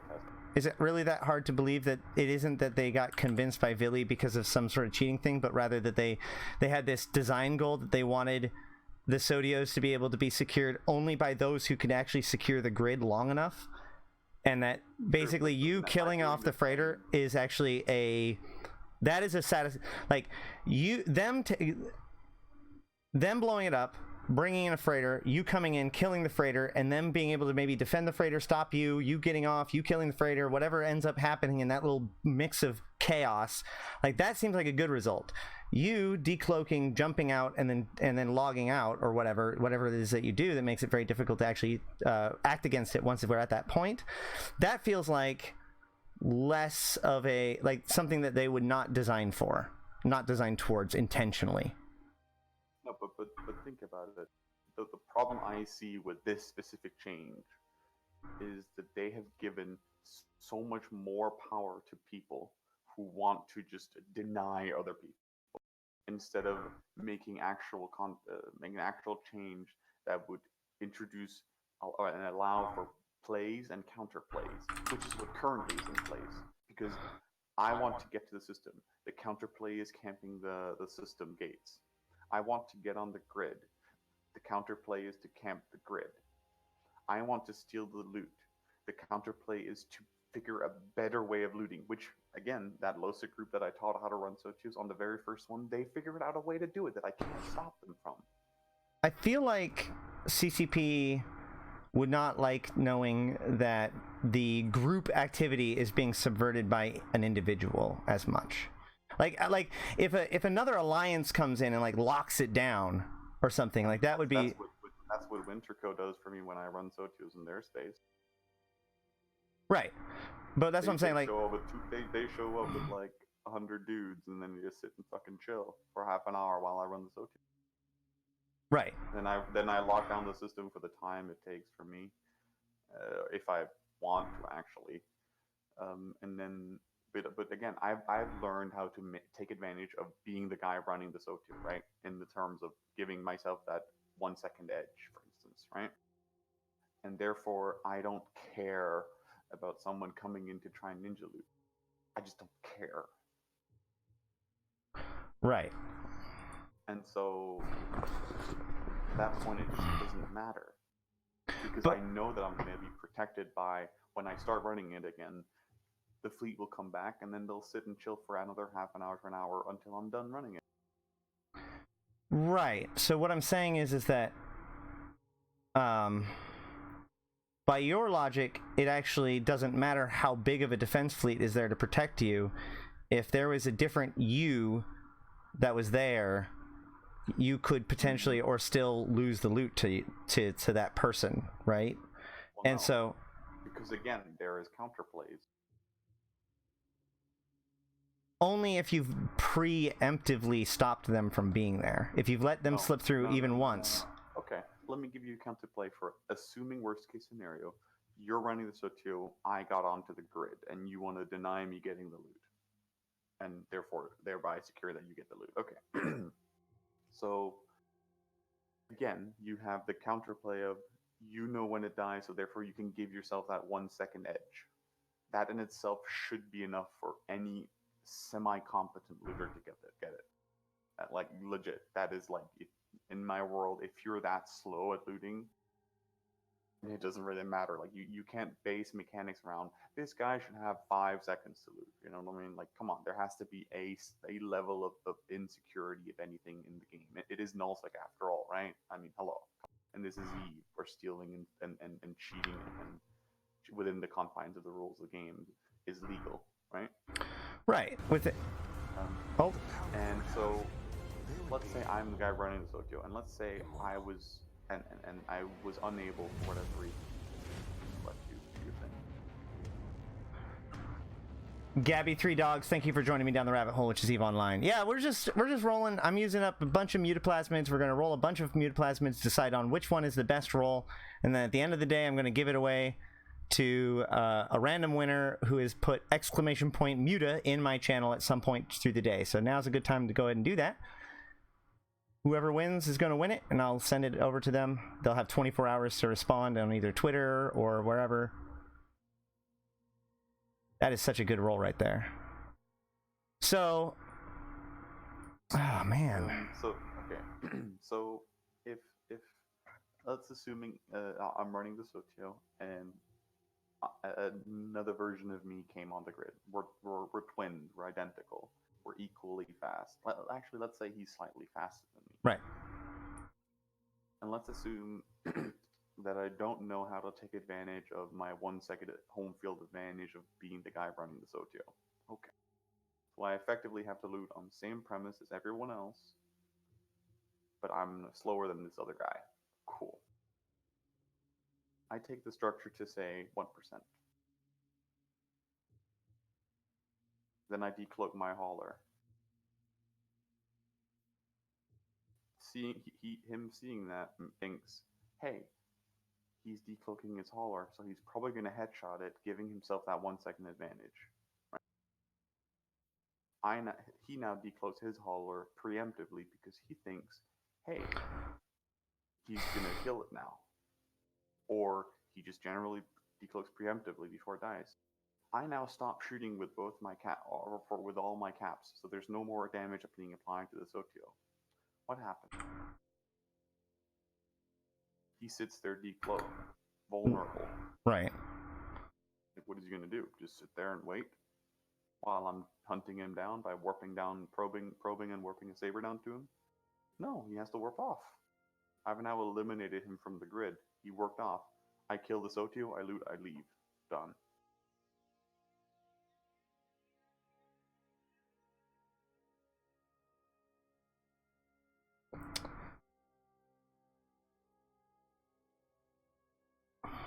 I feel like the person would just stay cloaked, because like the thing is that even if you don't, but then he's letting me get the 1 second advantage.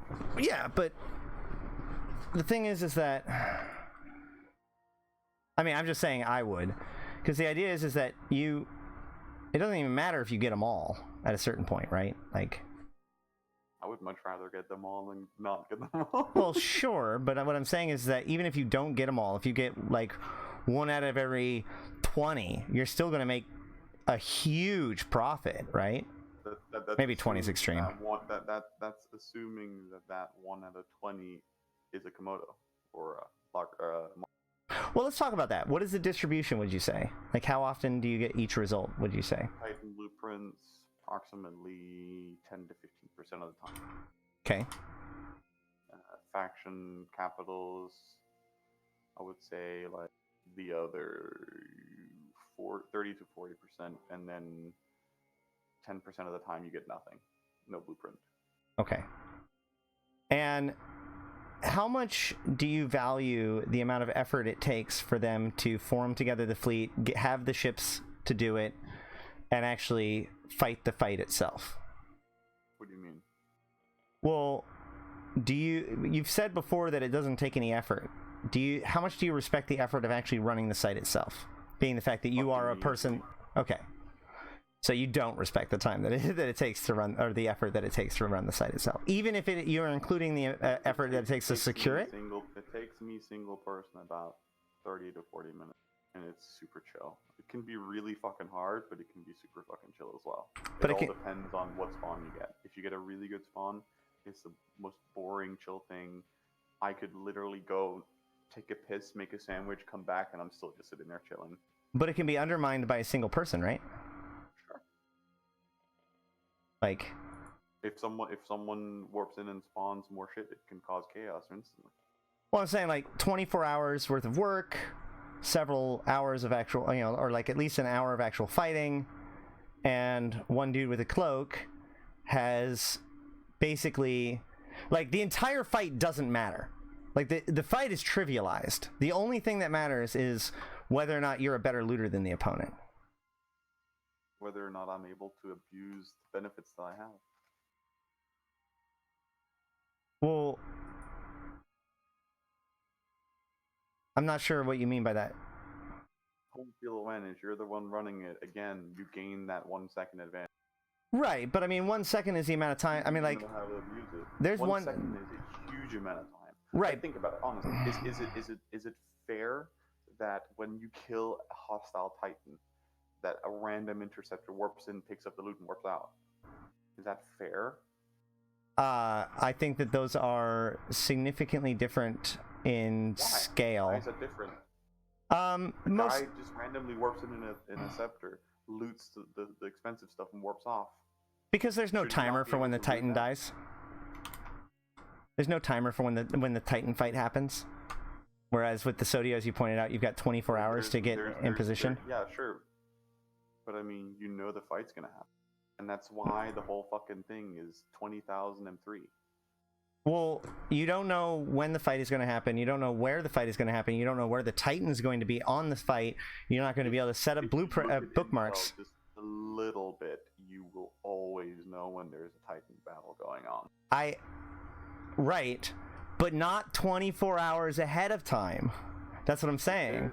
Of So you No. don't think when there's a keep start timer, you don't know that there's a Titan battle about to happen? Well, even then, like under that argument, it doesn't matter though, because you don't know where the Titan is going to be. You actually have the ability to put. No, you don't. It's a huge grid. You warp in a scepter, and then you loot and you warp off. You did Right. it faster than anyone else, therefore you got the loot. Right. Right. So Is that not fair? I think that it is absolutely fair because, like I said, there is, like, you have to be on the ball, prepared, have a correct warp in, and be in and out without being stopped. What? I have to do the exact same thing. But you can set it all up ahead of time. Be active, be on the ball. I have to prepare. I have to get into the proper range. I have to avoid getting randomly declared. No, you can prepare. That's the difference. They can't prepare. When there's a keep start timer and you know there's going to be Titans brawling on this grid, you have the timer to prepare. The only difference is you're not sitting right next to the guy who's going to die necessarily, but you could be. I do like PvP in Eve. I'm not sure why that's part of it.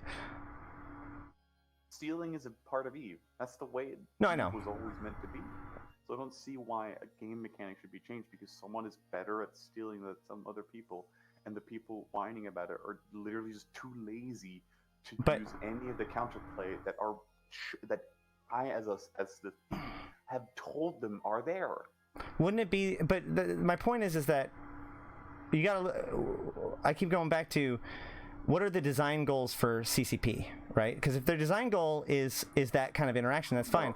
But if their design goal is that they want to reward securing the area, then this change makes sense. I think that there definitely are. I mean, as you said, there are definitely aspects of this game that do have that component to it. I just don't. It's obvious to me that they don't want this particular event to have that particular.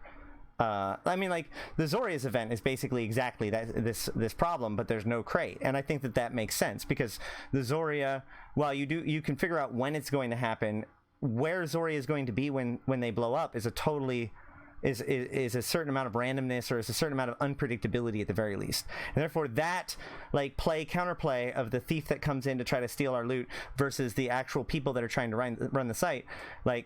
It has a lot of the same components that you just talked about, but at the same time, the scale is low enough that it's not like it can go either way, and that still is an okay result. In this case, it seems like there's either the counterplay has to happen prior to the event, or there has to be some sort of insane luck, or they have to just be better at doing what you're doing than you are, even though you don't have to be better at doing what they're doing than they are. Or they just need to learn to take advantage, make use of the advantages that they. Again, I repeat this once again. There is a way that they can loot. Right. If they have half a brain, they could figure it out, and there is no way I could ever ninja loot from them again, ever. Well, I would like to propose that I'm obviously not going to say what it is because I'm not an idiot. Okay. But that's a counterplay, isn't it? Like, I can tell you this much. All they would be required to do is double click 3 times. Okay. That's the only hint I'm ever going to give you. That's fine. I'm just going to say that, like... Hold on. Let me think this through. The issue with the 1 second argument is the fact that there can be over a 1 second jitter in Eve in the first place. Now, I guess that doesn't really, I mean, like, obviously you have a good internet connection if you're having 93% success rate. But also, I would argue that probably a lot of those people are not prepared for what's about to happen. Has nothing to do with it. Well, I did it while I was fucking in the States. Yeah. I live in Europe. I'm not talking about lag. No, I'm not talking about like the closer you are to London argument. What I'm saying is that, like, I mean, I've had could have an impact in theory. Right, but I mean, what I'm saying is that there's been many times where I've I've been playing the game and like for 1 to 3 seconds, like I just am not receiving any messages, and then it like catches, and I keep going, and you barely even notice it. But in this moment, it would definitely matter. Oh, of course, but you can't argue that you should change game mechanic because if you have a piss poor internet connection, then you should still be able to win in a high APM. That's like arguing if I have a piss poor internet connection, you should slow down the game of Counter-Strike because it should be fair for me to fight everyone else, even though I have a piss poor internet connection. Right. You know what I mean? That's not really a good argument, though, to balance the game. Why would you balance the game because of people having bad internet? Well, the question that, I mean, like, the point is that does CCP or does anybody intend on this being a looting challenge or not? I think that if you make your box 200,000 meters cubed, that's a pretty clear indication that it's not supposed to be a looting challenge. Do you think CCP intended at all for this to be run by a few individuals? The intention was for players to use, like, the intention was to make the large coalitions or the large groups in the Eve run these as a group. And then thereby, they should have plenty of manpower and willingness to put the effort in to camp a system for a couple of hours per person or whatever and control the grid. Like, imagine if you're dropping a fucking keep star. If you've dropped a keep star in hostile space, like say Test drops a keep star in the smack middle of fucking Detorrid next door to or in what's it called, fraternity space. Do you not think they're gonna fucking control that grid like crazy people for the duration it takes for it to go online, up to it and so on? I can tell you they will. That's the answer. I'm not sure to the extent that you are assuming that they have to in order to defend against you. Well, so you don't think they would get in there way ahead of time with like multiple thousand characters to be able to fight to defend that keep star? Because that's what they did when they dropped a keep star into Torrid last time. Right, but so you're saying that it should take thousands of people to stop you? No. Okay. I'm saying if you have 10 dedicated people, you could stop me 100% of the time. Right. If you actually have dedicated people, but it seems like they don't, and they can't put the effort in to stop me, then I'm going to keep doing what I'm doing, I'm putting in a large amount of effort, in the sense of I do a lot of reconnaissance, Mm-hmm. and I do a lot of like preparing, and I've, as you know, honed my skill set for this. Right. I've tested it, I've played with it. I spent fucking 100 billion ISK testing how to run NPC Sotiyos in the most efficient way, and so on. Right. And wouldn't you feel that you've already been rewarded for that knowledge? Definitely, sure. Okay. But now a CSM member has decided to make the game developers change a game mechanic because he's mad that I, as a single individual, are better than him at something or whatever. If there was a game mechanic that you knew only one was benefiting one player at the detriment of pretty much everybody else, including that mechanic, would you feel that that is a okay thing to let happen? Entirely. He's the better. If I'm the best, let's say, if I am the best auto manufacturer in the world, for whatever reason, if I make the by far best car in the world, and I therefore had a significant, like almost entirely complete monopoly on the car market, isn't that fair? Yes. That's your answer then.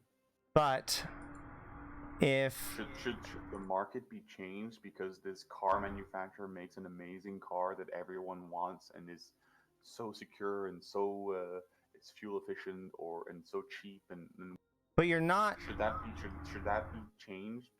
Should the market be changed because he makes a good car? But you're not making a better car.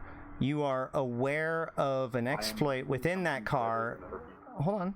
You know of an exploit within that model of car, which allows you to boost those cars from other factories or other salesman place, and basically you've sent out a threat that basically you have to be the one that sells this car, otherwise you're going to destroy every single car that comes off the line. Simple way of saying it is, I am better at someone at a certain. I'm better than everyone else in the world at a certain. I am the one person who's better than everyone else at a certain. And then, but I am more successful at it. I'm not even 100%. If I was the best and I could guarantee that it works, I wouldn't exactly lose sometimes. I would have. But my point is that even if you are the best, that I don't know if that necessarily means that you winning every single one of these is right for the feature itself, right? But I'm not winning 100% of the time. Oh, well, I mean, I'm successful. a lot. Sure, I am very successful, but apparently I am also the very best at this specific task. Shouldn't that be rewarded? I put a ton of effort into honing my skill and getting better at it. I practiced it, I tested it and invested into testing it, yeah, and spent countless hours getting better at it. Well, no one else has done that, and so I would say that you have been rewarded. Well, of course, but if no one else is willing to do it, then if no one else is willing to practice to be able to compete with me, then why should they be provided with a prize? But you don't get a second first prize because the other guy has won so many. If I'm the best race driver in the world, and everyone has completely the same car, whatever, everything is completely equal, except I am just better than everyone else in some way, I will win 100% of the races. Right, but if you are a sprinter, okay, and we are in a pie eating contest, and the problem is that it doesn't matter who wins the pie eating contest. You being a sprinter allows you to get to the prize faster and just take it, so it doesn't matter who wins the pie eating contest. It's supposed to be a pie eating contest, but it's not a pie eating contest anymore. It's now just a sprint at the end of a pie eating contest, and you are the winner of that. So the pie eating contest no longer actually even is the contest. You get what I'm saying? Sort of. In other words, a wild analogy. Yeah, well, I mean, it's the idea is that your skill set is wildly different than what they're trying to test for. It's not may the fastest looter wins. It's may the people who can secure the area and destroy these blood raiders, they win.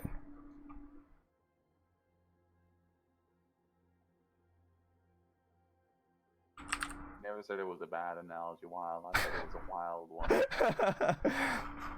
Well, okay.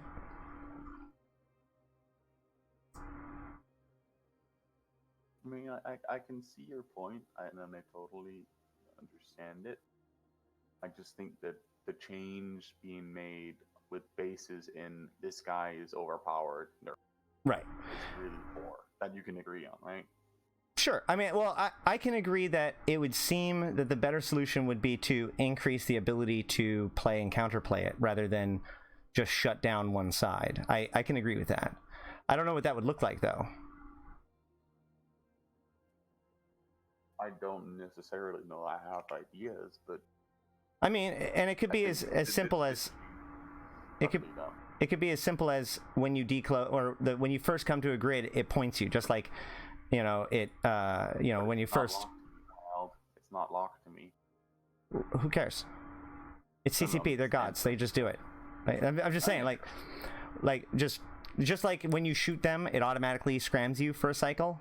Like maybe when you first are on the grid, it scrams you for a cycle or something. I'm not saying that that's the way to do it, but I'm saying that there are ways. Really, that would still let me get onto the grid and. Sure, but it would allow them to do something about the fact that you're there before you manage to get away and cloak up and safe log.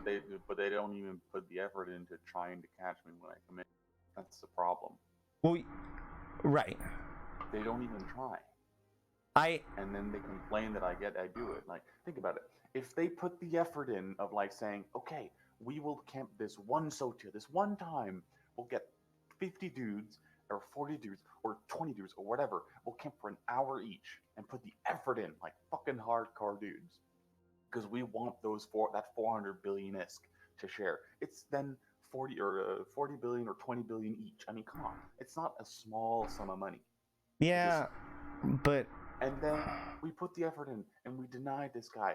Fuck him. We made a ton of money. It was a little bit annoying, but that one day in the week where we did it, we made a lot of money.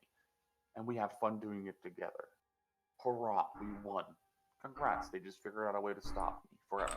Well, you're not the only problem that they have. You're not the only boundary to their success. I'm very curious about this. According to them and what they wrote to CCP, then apparently I am. Well, I mean, you said yourself the other day that a lot of them die, right?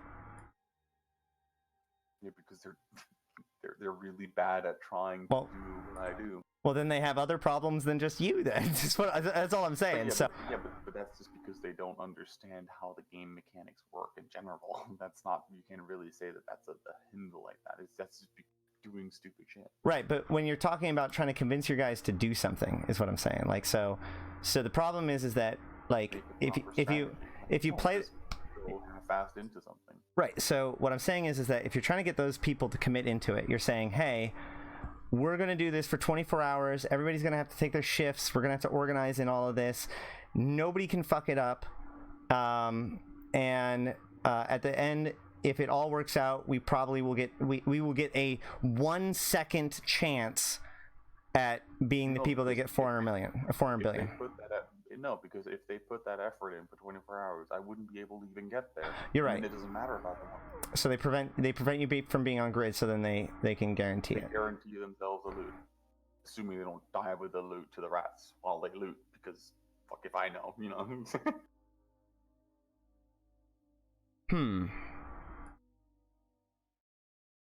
Is that actually a CCP employee? Yeah, that's CCP Signal. He's one of the programmers. Shit.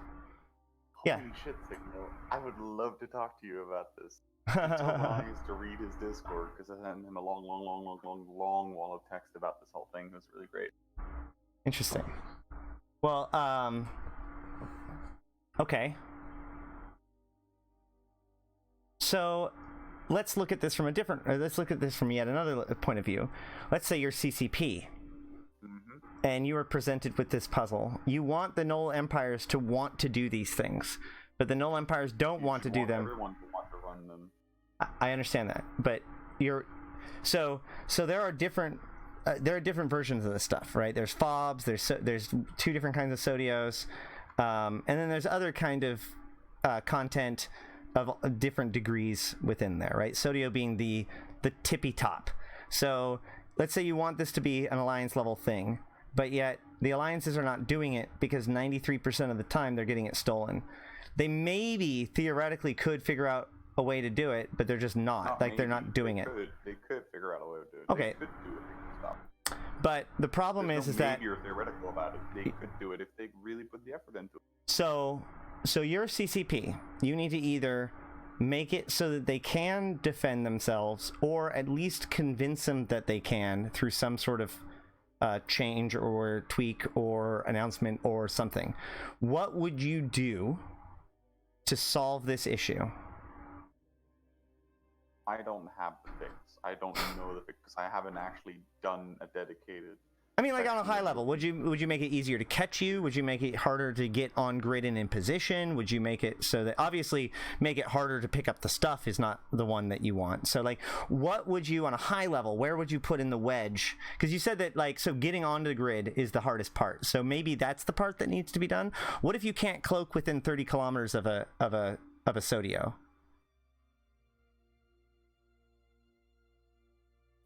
Kind of defeat. First of all, that as an implementation process would be really, really hard, because then suddenly you have to make a very specific change to a very specific model in the game that suddenly that this is now 30 kilometers decoding range. Nope. It's actually extremely easy. It's the same thing that they did in Faction Warfare. You just put a second item at the same point, make it 0, and then make that item as big as it needs to be to make it so that everyone within 30 kilometers are within that object, but then make it so that it doesn't really exist, and all it'll do is decloak anybody that's within that range. That's exactly how faction warfare complexes work. But well, so back to actually, I think what Oddshot kind of wrote is kind of legit the reason they want to have it easy or they don't want it at all. And his way of saying it is use Titans for everything because they don't want to put the effort in. Like, again, this is a game that always had this. Sorry, had this prized view of we require. It's a very harsh world, and we require you to use your brain. Like you've probably seen the old images of the learning curve of EVE Online compared to all of them, and like very old fucking image thing. And I loved the concept of that because it meant that you are forced to develop and adapt and overcome the changes that you experience to improve your chance of success in whatever the fuck you're doing. And but arguing that it needs change because one person is better than other people at something is not really a good argument, no matter what. And I can understand that it might need change. I'm not going to deny that. I can understand the reasoning saying it's probably a little unfair that I am that good at something. But I think the approach that they've taken is an extremely weird way of dealing with it. I was told by a CSM member that it was CCP's own idea to make that change. I don't understand the reasoning behind it because I would like to argue that it presents a lot more opportunity for attackers denying the people running the Sotiyo the loot. But that's an interaction. But that's the point. Like, I think that direct denial through combat is a denial that CCP would be more than happy combat, to. Though. I'm not providing any combat. I'm specifically avoiding combat. That's the whole thing. Wait, what? How are you? Wait. Back up. What are you doing that isn't involving combat? With after the change. Right. Yeah. I won't need to engage them at all to deny them the loot. Like, really, I don't have to engage them. Oh, only because you bubble them and you're trusting the Blood Raiders to then eventually, or the rats to eventually kill them, right? I don't need to kill them. Right. All I gotta do is either keep the rats on the grid so the freighter can't warp in, and if the freighter warps in, bubble it and then let the rats do the work for me. Right. I mean, if CCP wanted to have like a very serious conversation with me about it, I think it definitely should. I am the person in the game who's run by far the most of them, and I'm the person in the game who's stolen by far the most of them. So I'm very amazed that no CSM member actually wanted to talk to me about it. I was actually amazed that they didn't. Like, none of them wanted to talk, and none of them seem to want to talk to me about it now either. Like, and I understand that sounds very grandiose and very like, oh, look at me, I'm so amazing or whatever. But I mean, you got to recognize that if this person has run and stolen about 95 Sotios in total or something, that might be, I'm not 100% sure, I can't remember the count, of like maybe 120, then he clearly has run and figured out a way that is just better than everyone else in the game. And he's clearly put the effort to dedicate himself to running them and stealing them, because he's clearly done it to more than anyone else in the game. Right. But again, there are other content that is designed for someone like you. There is loot that is out there to be stolen. That might not be the goal of this particular loot.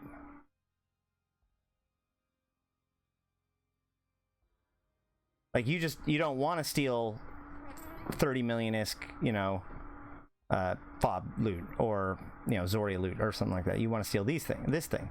So it's not whether or not stealing is allowed in the game. It's that you want it to be in this particular one. Possibility is in there. Is it part of the equation? Of course. I mean, obviously that's obviously the case. That's the only reason why I ever wanted to run one. I mean, I ran the first Sotiyo that I ran in a Titan and a Super with a buddy who also ran a Titan and a Super. And I almost fucking whelped my Titan with like 3% armor because holy shit, I didn't know how this shit worked. And from that moment on, I was like, yep, this is going to be really fun. And we're going to play with this. And I'm going to throw money at it to test it. I'm going to spend hours and hours and hours playing with it and testing with it. If you want to, like, an attestment to my dedication to figuring something out in a fiddly way, you should talk to Bayard J. He was my team captain in tournaments back in the day. Mm-hmm. He was part of the group who started Event T and so on. That hosts the AT the last couple times as well. Mm-hmm.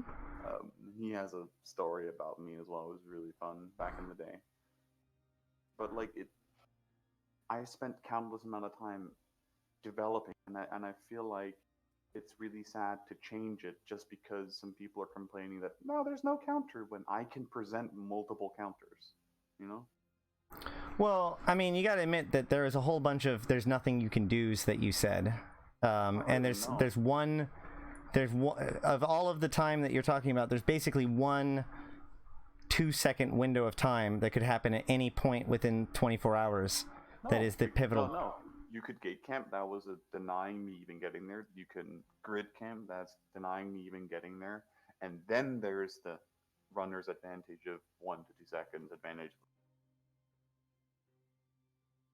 Right, but we already admitted to the fact that we can't just gate to camp indefinitely because that's why you can't use that's why you can bring in all your sabers. No, I'm just saying it's much easier to bring in a lot of sabers than it is to bring in a defenseless hauler. Right, but if you're assuming like, if you're think about it, if you got 10 guys and you have one guy on duty at that given moment and he's camping alone in a scepter or whatever the fuck, if I jump in with 20 sabers on my and then you just start burning the 20 sabers in random directions, what is he really going to do? That's just a simple equation of numbers, right?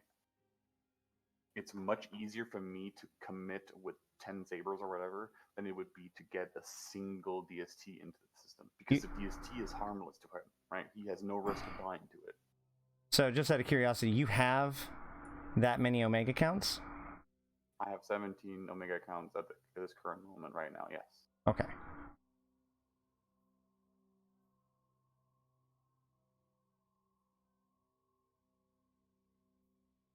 Cool.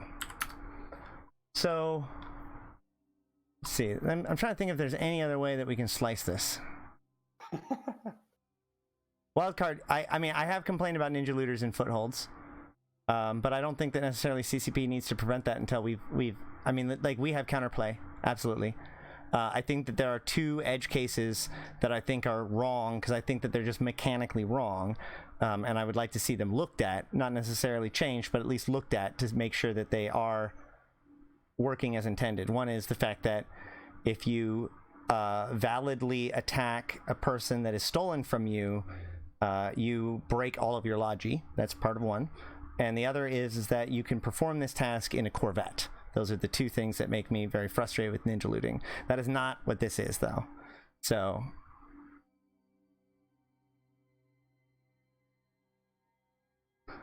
well, you can't do anything you want if you don't know where they are in a 300-kilometer across sphere, though. That's the problem.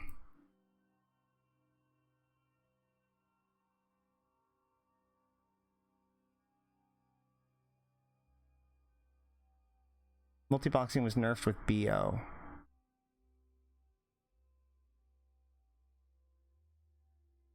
I don't know what BO is.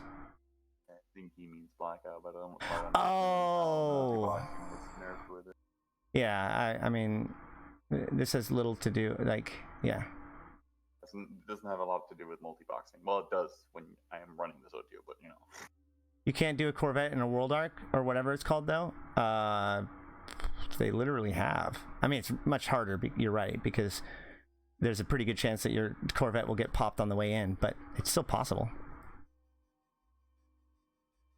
Can the reduction of the grid back to being smaller, since I've returned the grids are massive? I don't know if that would solve the problem either, because like I said, it's still a 300-kilometer across sphere. That's bigger than most grids were before.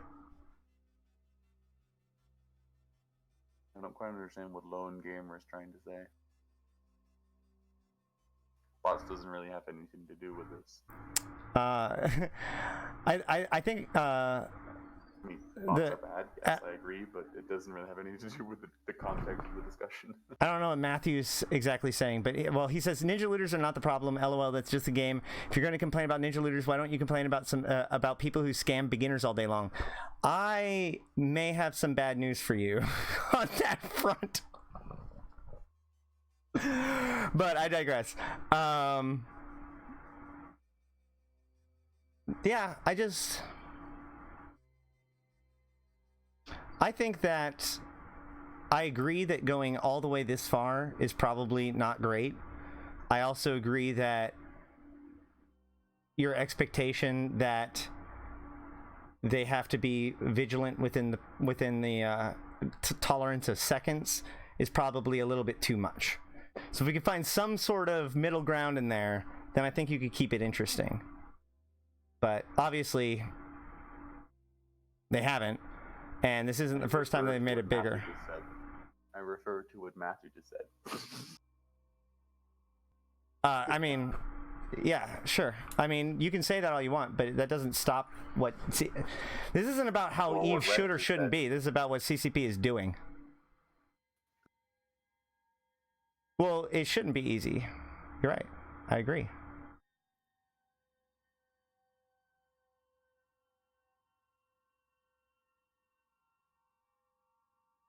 I mean, I can't tell you that I don't have an idea right now in my head. Right. Because my brain is focused on way many other things that needs to be fixed in this game. Yeah.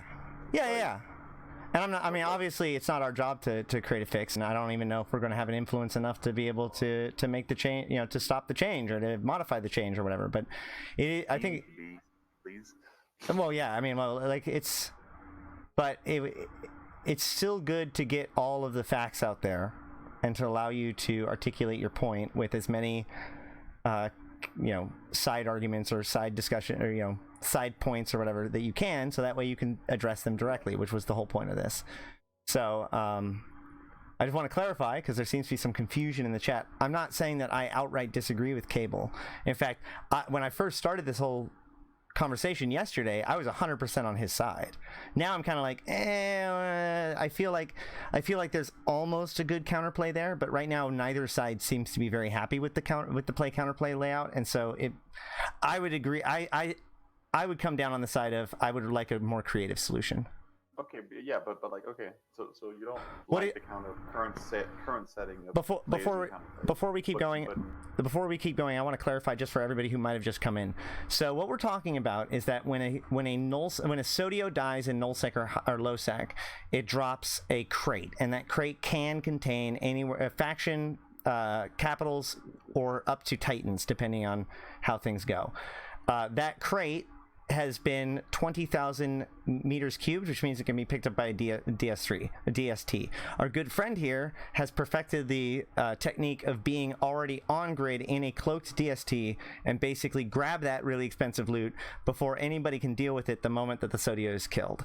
There are people that believe that that is not fair and therefore have complained to CCP, and it would appear as if CCP has decided to increase the loot crate to 400 meters cubed, which requires a freighter now instead of a DST, which effectively makes it impossible for him to be able to do it while under security of the enemy, which has caused him to now wish to spend his wealth instead of stealing stuff, preventing them from ever getting it. Does that pretty much summarize the discussion so far?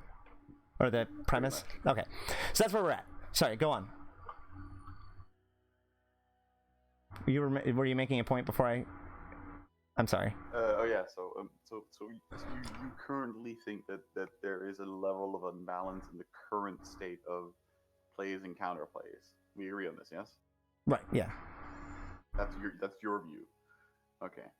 So, do you think that the plays and counterplays are now better with this change? Do you think they're going to be better, or? No. I agree with you that I think that this... Are they worse or better, in your opinion? Is there more play and counterplay? To me, it's not about better or worse. It feels to me like it's giving up. right? I can't balance this scenario, so I'm just going to take it out and make it so that it works this other way. That's how I see it as happening. I see CCP kind of giving up on that interaction. I mean, the next step would make it so that instead of it dropping something, you get a thing that you redeem in your redemption window.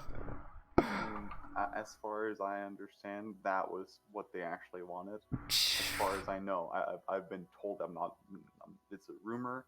Yeah. I don't know. I'm not stating that's the case, but that's a rumor that I've heard that that's what they actually wanted. They wanted the fucking thing to be deposited into their redeemable items, which is just like, what the fuck's the whole point?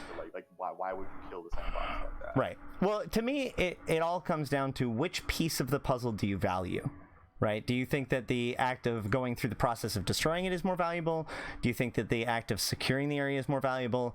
Do you think that the act of pre-securing the area is more valuable? Like, where you put your value at is where you're going to come down on this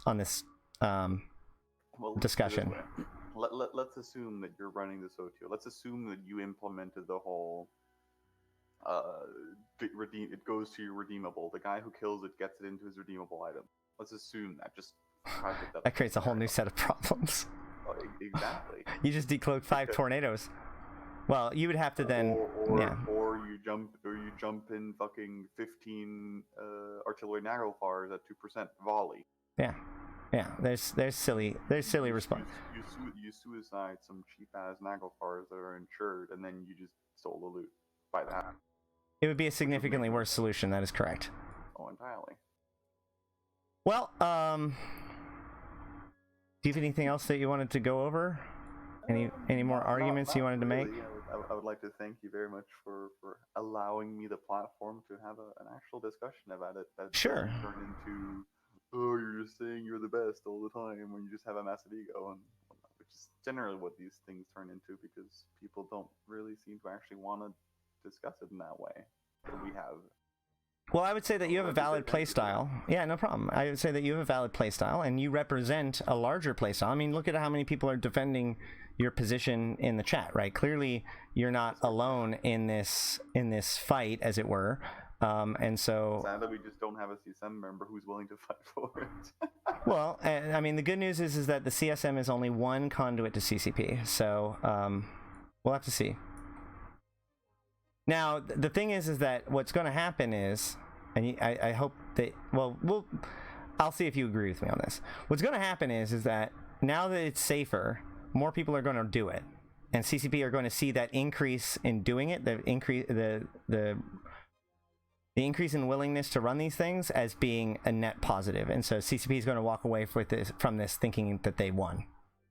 Do you think that that's a fair prediction? I think that considering I know what I'm going to be doing, that's fair. That's a whole other set of things. But I mean, honestly, that interaction is pretty darn interesting too. I mean, I will say that above and beyond all of this, I am excited to hear your future exploits as you attempt to exert your will upon the sandbox because you are upset. And I certainly think that this is a significantly better way of exerting your will on the sandbox than what certain entities and individuals have attempted to do to influence CCP in the last several months. So, I mean, just let's, from a simple perspective, how many dreads would it take to kill a freighter in, say, 20 seconds? 4?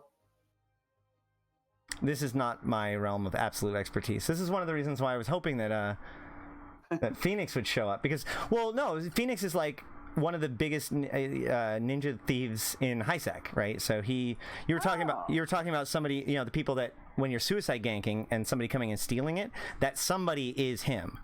So he hangs out with us all the time, and so that's actually one of the ways that we were fixing the Zoria loot, is that now we have our own really good looter that loots faster than most people. So, and that's our solution to the problem, right? We're looking into having solutions, and you're right. There is a play and counterplay, and you should have to iterate through various solutions. So isn't that funny? In HiSec, you got a person to be better than their person. Yes. And you just taught this person to be better, or he taught himself to be better. Correct. But in nullsec, you just changed it. You didn't allow for anyone to actually dedicate themselves to it. That you just changed it. You changed the mechanic. Isn't that kind of dumb? Right. I mean, yeah. Like I said, on the surface, I think that it strikes me as being odd that. Phoenix is here now, by the way. Oh, Phoenix. Have you been listening to this? I heard my name. I literally just got on. Okay, so good. Cable is here. Here we go again. Cable is here. This guy steals, like blueprints out of Sotiyo's, right? And so the issue is that they have decided to change the loot from being 20k to 400k, which basically prevents him from being able to take it because he would need a freighter. So, he claims that he has a technique that allows him to loot it faster than everybody else, which allows him to get it 93% of the time. However, he also claims that somebody who knows what they're doing and is already able to be decloaked instead of decloaking as soon as it dies has an advantage of 1 second. He says that is enough to make it so that is a valid play and counterplay. The grid itself is 300 kilometers wide, and therefore pouncing on him after he's stolen it is not really valid. What is your thoughts, Phoenix? Okay, so I'm gonna assume that I know what his technique is. It's probably similar to techniques that people use to snatch things in high sec too. Not gonna ask, put it that way. There is a 1 second advantage with the decloak thing there, and I think if you're dealing with that high value of a target, you should have somebody there ready to grab it. I mean, that's fair. So you're telling me that they let me ask you this. What, if any, behaviors have you observed in them trying to counteract you? Like you say that this or that, these simple things would counter you. Have you seen them attempt to do anything? Have you seen them attempt to bring in a hauler or, have it be on grid or any change in behavior whatsoever?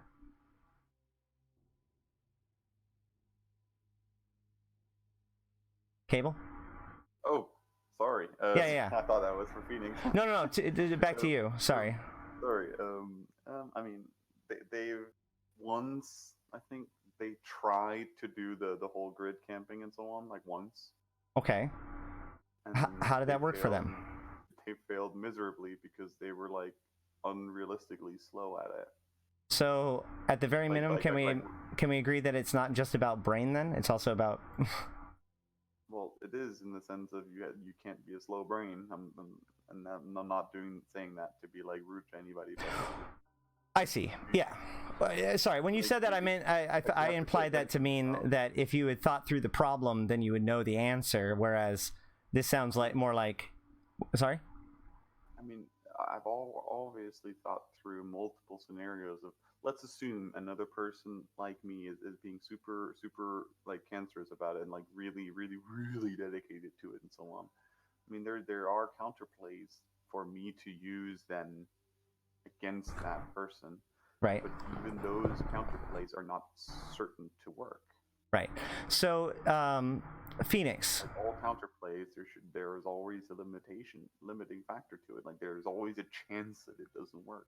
If you're on grid, cloaked with a DST, how long from the moment that you see the explosion do you think that it would take you to have the thing in your cargo hold?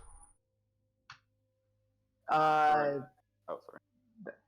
Realistically, obviously I have to be within range to grab it, so that's its whole own issue. Yeah, you're already set up. You're 2,001 kilometers. 2 to 3 ticks, really, 2 to 3 ticks. And you can do that consistently. Yeah, give or take. Yeah, I'm getting a phone call. I will be listening though. So I mean, one more time. You have not observed any attempt to counter you through like them bringing their own looter in over a year. Is that true? Me or Phoenix? You. I mean, they definitely bring their own looter, obviously. But they're just not as good as you. They're just very, very slow. I mean, they argue, they complain that the loot's already picked up before they even open the rec, which is just like baffling to me. Are they slow, or are you just you know the trick and they don't.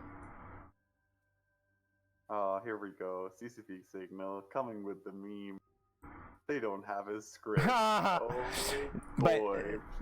CC, please. he's trolling you, man. Don't worry about it. I know.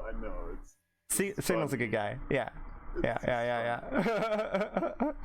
Well, I mean, like here we have Phoenix independently saying that he could absolutely. Phoenix having confidence that he could do it too. Say again, what? Actually, I don't know if it's really a CCP employee. I don't know. No, Signal is absolutely. But it could just be a fake account. I can 1000% tell you that CCP Signal is the real CCP Signal. Okay, fair enough. Okay, he comes in here all the time. He's one of the programmers for Invasions, so he comes in here and watches us do it all the time, and then talks shit, and then hints the fact that it's going to be moving to low-sec the next day, and then laughs at me about it. We love you, CCP Signal. Anywho, yeah, no, we've had in-depth conversations in which if he was not who he says he was, he would not be able to have maintained his cover, as it were. Anywho, no, he's a programmer. He's not one of the designers per se, so he could work on all kinds of different systems. I mean, honestly, from like there is a video out of a guy stealing the blueprint from PL, a test guy who stole it from PL, like middle 2018, something like that. And fun fact was I was on vacation that week, so there is that limiting factor, you know.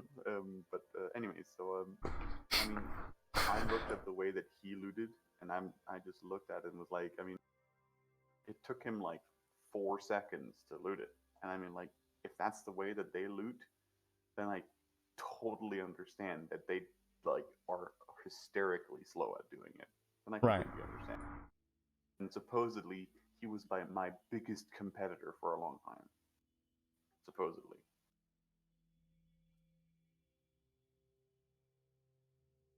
It's mind-blowing to me that a single person will have this trick and then thousands of people would not. But at the same time, in my experience in EVE, I absolutely believe it. I mean, honestly, I can talk directly to some Signal here. Yes. Yeah. Signal. Billy, who proposed the whole concept of this change, and as far as I understand, he used me as an argument for it being broken. He, to me at least, I don't know if he presented it to you guys, but at least to me, argues that he is like certain that I'm cheating and using a script in some way.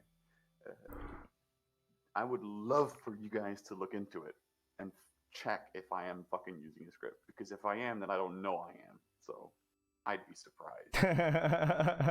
News to you, huh? Exactly. So, like, I mean, if I'm doing it without knowing about it, shit, then I might be doing it. I don't fucking know, dude. You never know. Maybe you're sleep looting.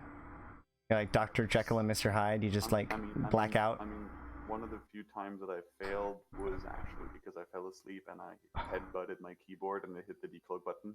I just love this idea of like somebody, like, you go to sleep and like you wake up and there's just like tons of loot in your cargo bay and you're like, what even happened? Like the Eve werewolf, mission runner by day, and then like, all right, so sorry. Yeah. Like a Tyler Durden, somebody who's so angsty about being a mission runner that like they fugue out and make a split personality that goes and steals shit all night. I want this to be true. All right, I digress. But yeah, this whole thing, like, I mean, yes, Manchurian looter. I mean, like, yes, it occurred that I literally fell asleep on the job of you know, ninja looting, and I just smacked my head against the keyboard and it clicked my button that was the what's it called, the cloak, and so it decloaked and I got killed. Like, I mean, shit, right? I mean, that's the thing I want to explain to people. I am committing to it. Right? That's actually a really good question. So much more than other people. What kind of things can go wrong? Like, could you accidentally get decloaked by the rats? Is that something that ever happens? it has happened actually. I got decloaked on a Skill Yourself Sotiyo they were running, and the rats decloaked me. Yeah. And would you? If people are running it with supers or carriers or whatever, and they actually know how to do it without getting a million rats to spawn in Holocaust or the fighters, then there is, of course, yes, there is a chance of the fighters decloaking. There are other ways of decloaking people that are cloaked on the Sotiyo grid, but I'm not going to divulge those because that's something that I am yet to have used against other people. So I don't really want to tell people about it because that's like a guaranteed win of how you deny me being on the Sotiyo grid, or at least within looting range. I'm not sure what Matthew's argument is here. I think if they could make 4 new ships for every faction and whole size up, but not including capitals, it would be fun. Like, you mean beyond the Triglavian ships that they've come out with, and the command destroyers, and the other things that they've done recently, the new assault ships? I think he wants new ships for all the current races, like the normal race, Mar, Fildari, yada yada, and so on. Has there been one since command ships or command destroyers? I think that's been the last one, right? Yeah, pretty much. Yeah, I think that's the last significant ship that's been given to every one of the races, or all 4 of the primary races. Huh. Actually, all of them. Well, I mean, the Shrieks have one too.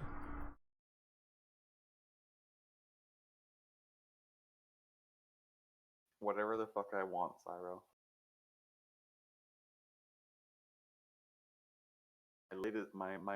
One of my big funny ideas was to I wanted to make a network of bridging Ragnaroks and Nullsec. I wanted to have one in each region, so I got myself 7 rag pilots in like a week, and then I bought 7 rags and fitted them up, and I realized I'll probably feed these rags before I ever actually get everyone out there, and it's going to be really dumb and wasteful, so I decided against it. So now I just have 7 rags sitting around. Another thing was I decided suddenly I'm going to buy 200 Asbels because of the whole Tranquility Trading Tower incident. Right. Raise the tax, get the axe thing. And I bought 200 Asbels and then like kind of like lost interest in it, and so I just sat there for 190 something Asbels, like what the fuck am I going to do with these things?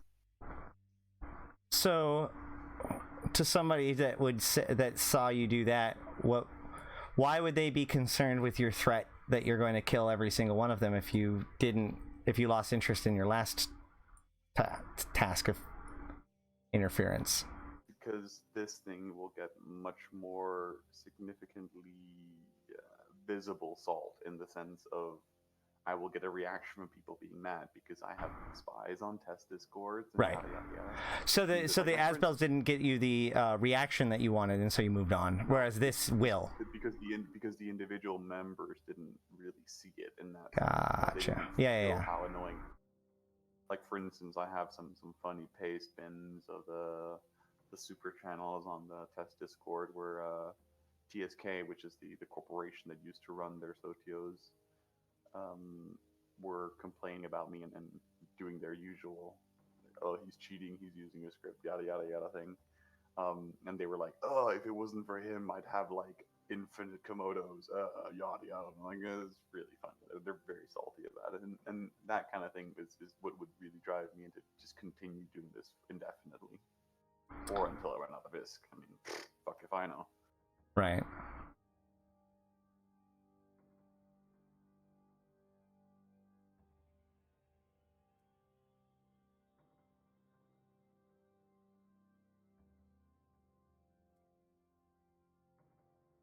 So I wouldn't say as much as that it's personal, Cyro.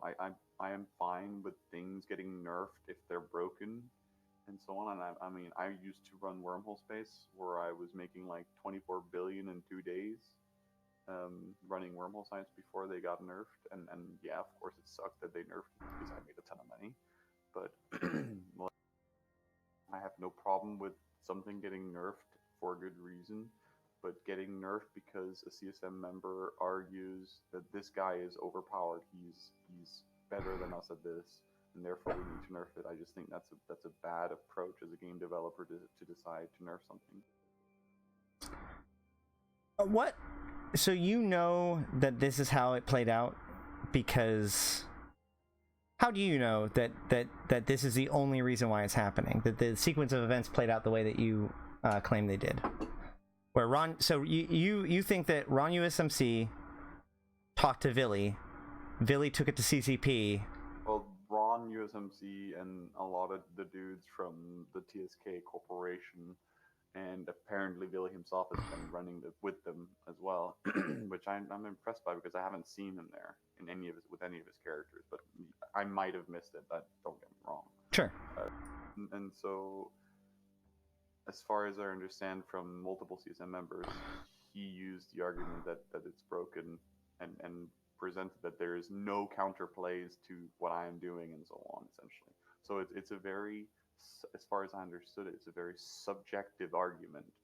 There's no like, this mechanic is broken because it favors something over something and that's broken or whatever. It's this guy is doing better than everyone else and therefore it's broken. That's the argument as far as I understand what people are telling me from the CSM without breaking their NDAs. Right. And okay, and you know that Villy is championing it because you've talked to him about it. You've talked to him about it, and you see it in the minutes, right? I don't know. I spoke to him on Discord here before I came on the stream. Okay, right. If you don't mind, how did that conversation go? I asked him. Well, first of all, I asked him like, why, like, has none of you wanted to talk to me about it? Because I mean, it's very obvious that I'm the guy who obviously has the most experience with it, right? So like, common sense would dictate that they should talk to me about it, regardless of whether I have an personal opinion, because I'm the one running it and so on. And he argued that he tried, but that's not really true, because when he says he tried to talk to me about it, what he actually did was just ask for my secret, which is like, that's not really, that's not asking me to debate like a balance change, you know? Right. And I asked him some questions. Again, the message I read to you earlier, I asked him to objectively explain which part of the mechanic is broken, and it seems that he's just unable to do that. And so, like, yeah. Big Bill just presented a challenge to you. How has this guy got 95 BPCs when only 115? Well, I might have an answer for this, but how have you gotten 95 BPCs when there's only 115 Sotios and goons have gotten 30? Well, because Sotios can drop more than one. Is that right? Is that the correct answer? No, that is not correct. All right. I assume Big Bill the boss is looking through Z-Kill and looking for all the Sotios that have been killed. Am I correct, Big Bill?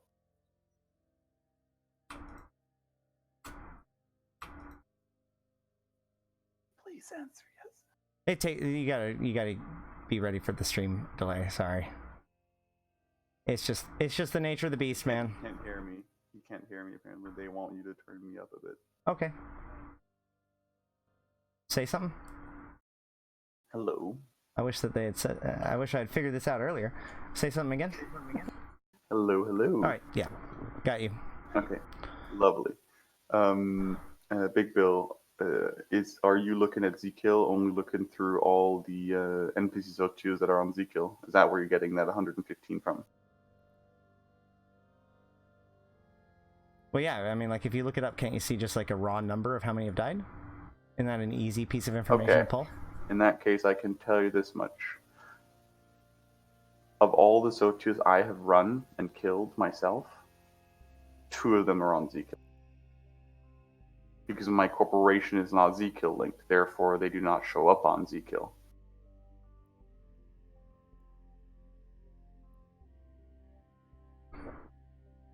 That's why you can only see that many Sotiyos. That's why people have a confused value of how many Sotiyos there has been and where they are. Because a lot of people don't actually have their characters Z-Kill linked, and therefore when you kill the Sotiyo, it doesn't actually show up on Z-Kill. And I don't want that either, because, you know, why would I want that? As far as I understand, Big Bill, they respawn after 2 days after they die. 2 downtimes, correctly.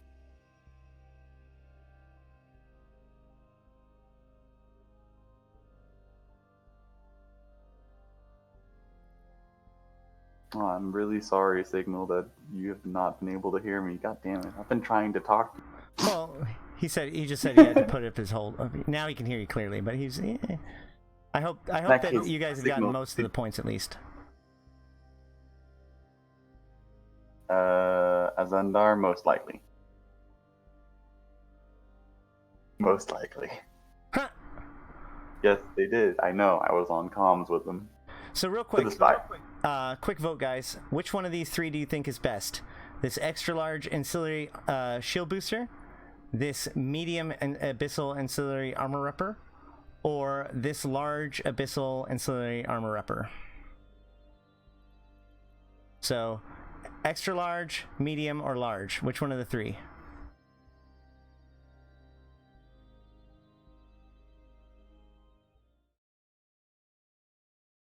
So, Cable, your corp taking apps. Yes, it is.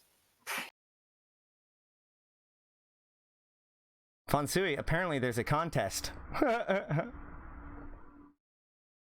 Tell you what we'll do is the winner get to pick which one of these 3 that they want. How about that? Does that sound good? Sound fair? Because I don't want to necessarily have to decide. Obviously, people differ on which one of these is the best. So the winner tonight will get whichever of these 3 that they would prefer. Signal, so I wasn't asking you to like comment on anything. I was asking you that because apparently multiple people within the CSM think that I am cheating or using a script or in some way or in some other way abusing some mechanic that is broken or an exploit or cheating in some other way. I was actually asking you to actually investigate me for that specific thing. So next time a Sotiyo dies, assuming it dies before the change, then you can see what I do and see. Then you could like go to the CSM and say, "Yo, this guy's not cheating. Stop saying that. It's stupid," or whatever the fuck. Because that'd be really, really, really funny, and that would actually be kind of cool. Because it's really frustrating being the guy that everyone instantly goes, "This guy is cheating" whenever he speaks up anywhere publicly. Yeah, I would say that is actually an unfair statement. Although I would counter to you saying that you say some pretty disparaging things out of hand of the people that you were discussing as well. So I mean, but there's facts backing those statements up, though. Most of the time. I'm just saying that you do not mince your words when it comes to things, and so no, I'm a very direct person. I just kind of say what comes to mind, honestly. Right. And therefore, sometimes, yeah, that could be a bit offensive. Sometimes I can see. Well, I'm just saying, like, if your complaint is that they're overstepping their bounds by accusing you of cheating, then I might be able to say that you might be overstepping your bounds by saying that their only problem is that they're dumb. I'm not saying that they're dumb. I more argue that they're lazy. Okay. And that's just a fact. That they are lazy. That's in my world, they're lazy, at least, right? Well, I guess my point is that we in the discussion we've proven that somebody could still fail, and in fact they have tried and still failed in spite of the fact that, and that's not laziness. That's incapable. They've tried once. Right. And it was a half-assed attempt. So like, you know. Well, they may not realize it was a half-assed attempt. They may be like, well, we tried. I guess it's not worth it. I don't know. Okay, yeah, sure, but then you're really lazy in the sense of you have no will to fight. You know, like you don't want to fight for what you want. Then, like well, that is lazy. True. I mean, whatever. I guess it really depends on whether or not you consider whether or not what they want, and there's a lot of levels to it. But yes, I agree that there are things that they could probably do beyond just go and complain to the CSM that sounds like they haven't actually tried to do yet, which is kind of sad. But whatever. Very much so. It is what it is, I suppose. All right, well, I need to build a Dreck. I'm tired, dude. Yeah, man. Thanks for dropping by, though. It's been a blast. Thank you for having me. It was a great, actually constructive conversation. Yeah. Well, yeah, and that's my whole thing is that my job, I see it, is to help you articulate your point, right? Because if we have all the facts in front of us, then we can make good evaluation. But so often in EVE, we have incorrect assumptions, bad information, half-built theories, and only one perspective that we are working with.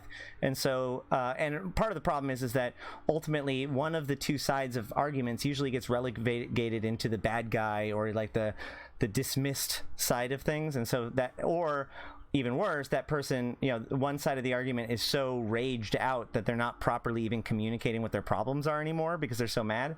So I think that it's a good idea to take those people and give them an ability to work through what they're really trying to say and drill into what the real problems are. So I really appreciate you coming on here and talking about it. I know, and not being confrontational about it either, being very informative. So thank you. You're welcome. And again, thank you for giving me or providing me with that platform of having an actual conversation. Absolutely.